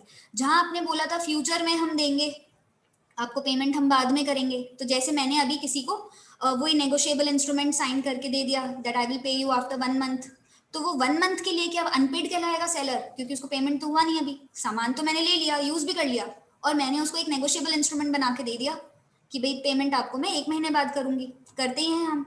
तो उस केस में क्या वो पर्सन अभी भी अनपेड सेलर कहलाएगा? नहीं, यहाँ लॉ में लिखा हुआ है अनपेड सेलर अगर ये वाला केस है जहां पे आपने नेगोशिएबल इंस्ट्रूमेंट के थ्रू डीलिंग किया है, तो उस केस में जब वो नेगोशिएबल इंस्ट्रूमेंट का टर्म एक्सपायर होगा, उसके बाद अगर पेमेंट नहीं हुआ है, then that person will be known as unpaid seller। आप ध्यान से पढ़ लीजिए, when a bill of exchange or any other negotiable instrument has been received as a conditional payment and the condition on which it was received has not been fulfilled, यानी वो 1 महीने बाद अगर पेमेंट नहीं हुआ तो यानी डिसऑनर हो गया सिंपल टर्म्स में, then that person will be known as unpaid seller। Until and unless dishonour हुआ हो तब तक आप उसको अनपेड सेलर नहीं कहोगे। अच्छा, ये इंपॉर्टेंट क्यों है समझना, क्योंकि as soon as seller unpaid seller हो जाता है, उसके पास बहुत सारे राइट्स आ जाते हैं, right of lien, right of stoppage of transfer of goods, right to resell the goods, ऐसे उसके पास राइट्स आ जाते हैं। तो सेलर कब अनपेड कहलाता है कब नहीं, ये हमारे लिए बड़ा इंपॉर्टेंट है। ठीक है, फिर next, what are the various types of goods. तो ब्रॉडली गुड्स 3 तरह के बताए गए हैं, existing goods, future goods, contingent goods. Existing जो अभी दिखाई दे रहे हैं, इसमें भी 3 तरह के गुड्स बताए, स्पेसिफिक, असर्टेन, अनअसर्टेन। अभी हम उतना डिटेल में नहीं जाते, आप सिंपल समझ लीजिए, आप शॉप पे गए, शॉप पे आपको शर्ट्स दिखाई दे रही हैं या पैंट्स दिखाई दे रही हैं, जो भी, तो जो चीज़ आपको वहाँ देन एंड देयर एग्जिस्ट करती हुई दिखाई दे रही है, आप सेलेक्ट कर सकते हो, चूज कर सकते हो, वो सब क्या है? एग्जिस्टिंग गुड्स हैं। फ्यूचर गुड्स आपके ऑर्डर देने के बाद वो बनाएंगे तो वो कहलाएंगे future goods. Contingent goods is a type of future goods जिनका आना नहीं आना किसी इवेंट पे डिपेंड करता है। ठीक है, मैंने कुछ ऑर्डर किया, एक फॉरेन कंट्री में मैंने कुछ सामान ऑर्डर किया, अब वो शिप आएगा तो मेरे पास गुड्स आएंगे, नहीं तो नहीं आएंगे, तो वो गुड्स कहलाएंगे यहाँ पे कंटिंजेंट, जिनके आने की पॉसिबिलिटी डिपेंड करती है किसी फ्यूचर अनसीन इवेंट पे, इस तरह से। राइट्स ऑफ अनपेड सेलर, मेरे ख्याल से लास्ट ही स्लाइड है। अनपेड सेलर के पास क्या राइट्स हैं? उसके पास दोनों तरीके से राइट्स दिए हैं लॉ ने, against the buyer, against the goods. पहले हम अगेंस्ट द बायर समझ लेते हैं। बायर के खिलाफ क्या क्या राइट्स है? आप उसको प्राइस के लिए सूट फाइल कर सकते हो, डैमेजेस के लिए सूट फाइल कर सकते हो, इंटरेस्ट के लिए सूट फाइल कर सकते हो। इंटरेस्ट इसलिए कि भाई अगर मुझे टाइम पे पेमेंट कर देते तो मुझे नोशनली इतना पैसा अब तक मिल चुका होता, तो that much notional interest you can charge. Against goods आप क्या क्या कर सकते हो, अभी हमने बात करी इसको। अच्छा, दो कैटेगरी में समझाया है, जहां प्रॉपर्टी पास ऑन हो चुकी है या प्रॉपर्टी पास ऑन नहीं हुई है। प्रॉपर्टी मतलब अभी हमने पढ़ा था ओनरशिप अगर ट्रांसफर हो गई है, ठीक है, तो ओनरशिप अगर ट्रांसफर हो चुकी है, यानी मैं सेलर हूं, मैंने आपको गुड्स सेल कर दिए, ओनरशिप आपके पास आ गई, आपने मुझे पेमेंट नहीं किया है अभी तक, तो उस केस में मैं क्या क्या कर सकती हूँ? अगर गुड्स मेरे पास ही पड़े, प्रॉपर्टी तो चली गई, कंस्ट्रक्टिव डिलीवरी पे गुड्स मेरे पास ही पड़े, तो उस केस में मैं लीन लगा सकती हूँ। गुड्स अगर मैंने रवाना कर दिए हैं तो मैं बीच में ट्रक को या जो भी है उसको रोक सकती हूँ। और वही तीसरा पॉइंट लिखा हुआ है, गुड्स अगर मेरे पास ही हैं तो मैं उसको रीसेल करने का भी राइट रखती हूँ यहाँ पे। लेकिन इंपॉर्टेंट, डायरेक्टली रीसेल कभी नहीं कर सकते, पहले आप लीन लगाएंगे फिर ही आप रीसेल करेंगे। यानी पहले उसको इन्फॉर्म तो करो कि हम रीसेल करने वाले हैं, तुम अगर नहीं दोगे तो एक नोटिस पीरियड वाली बात है। आप डायरेक्टली रीसेल नहीं कर सकते कभी भी, दैट इज अगेंस्ट लॉ। फिर property in goods if the property has not passed, यानी ओनर कौन है? अभी भी सेलर खुद ही तो ओनर है, तो वो विदहोल्ड कर सकता है, क्योंकि मेरे ही गुड्स हैं, मैं कभी, मेरा मन नहीं है अब तुम्हें देने का, तुम पैसे ही नहीं दे रहे, मैंने एडवांस पेमेंट बोला था, तुम दे ही नहीं रहे, तो मैं भी नहीं देता तुम्हें गुड्स, ठीक है। तो you can withhold the delivery, वही लीन लगा सकते हो, आप ही के गुड्स आप रोक सकते हो, स्टॉपेज, रीसेल वगैरह। रीसेल यहाँ पे मतलब हो जाएगा किसी और को, अब आप सेल कर सकते हो, क्योंकि ये पर्सन के साथ तो मेरा कॉन्ट्रैक्ट खत्म हो गया, अब मैं जिसे चाहूँ उसे आगे सेल कर सकते हो, ठीक है। इसी के साथ हमारा सेल ऑफ गुड्स एक्ट करीब करीब ब्रॉडली हमने कवर कर लिया। किसी को अब कुछ पूछना है तो आप पूछ सकते हैं।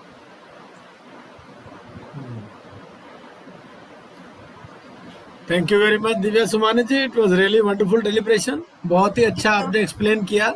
हाँ, और बहुत ही शॉर्ट। भी लेती आप एक बार मुझे कभी क्वेश्चंस के लिए भी बताइएगा, मैं कुछ एमसीक्यू भी प्रिपेयर कर लूंगी, तो वो क्या हो जाएगा, कवर हो जाएगी सारी चीजें। डेफिनेटली डेफिनेटली, हाँ जी हाँ जी, हाँ हाँ। किसी को कुछ भी पूछना हो प्लीज।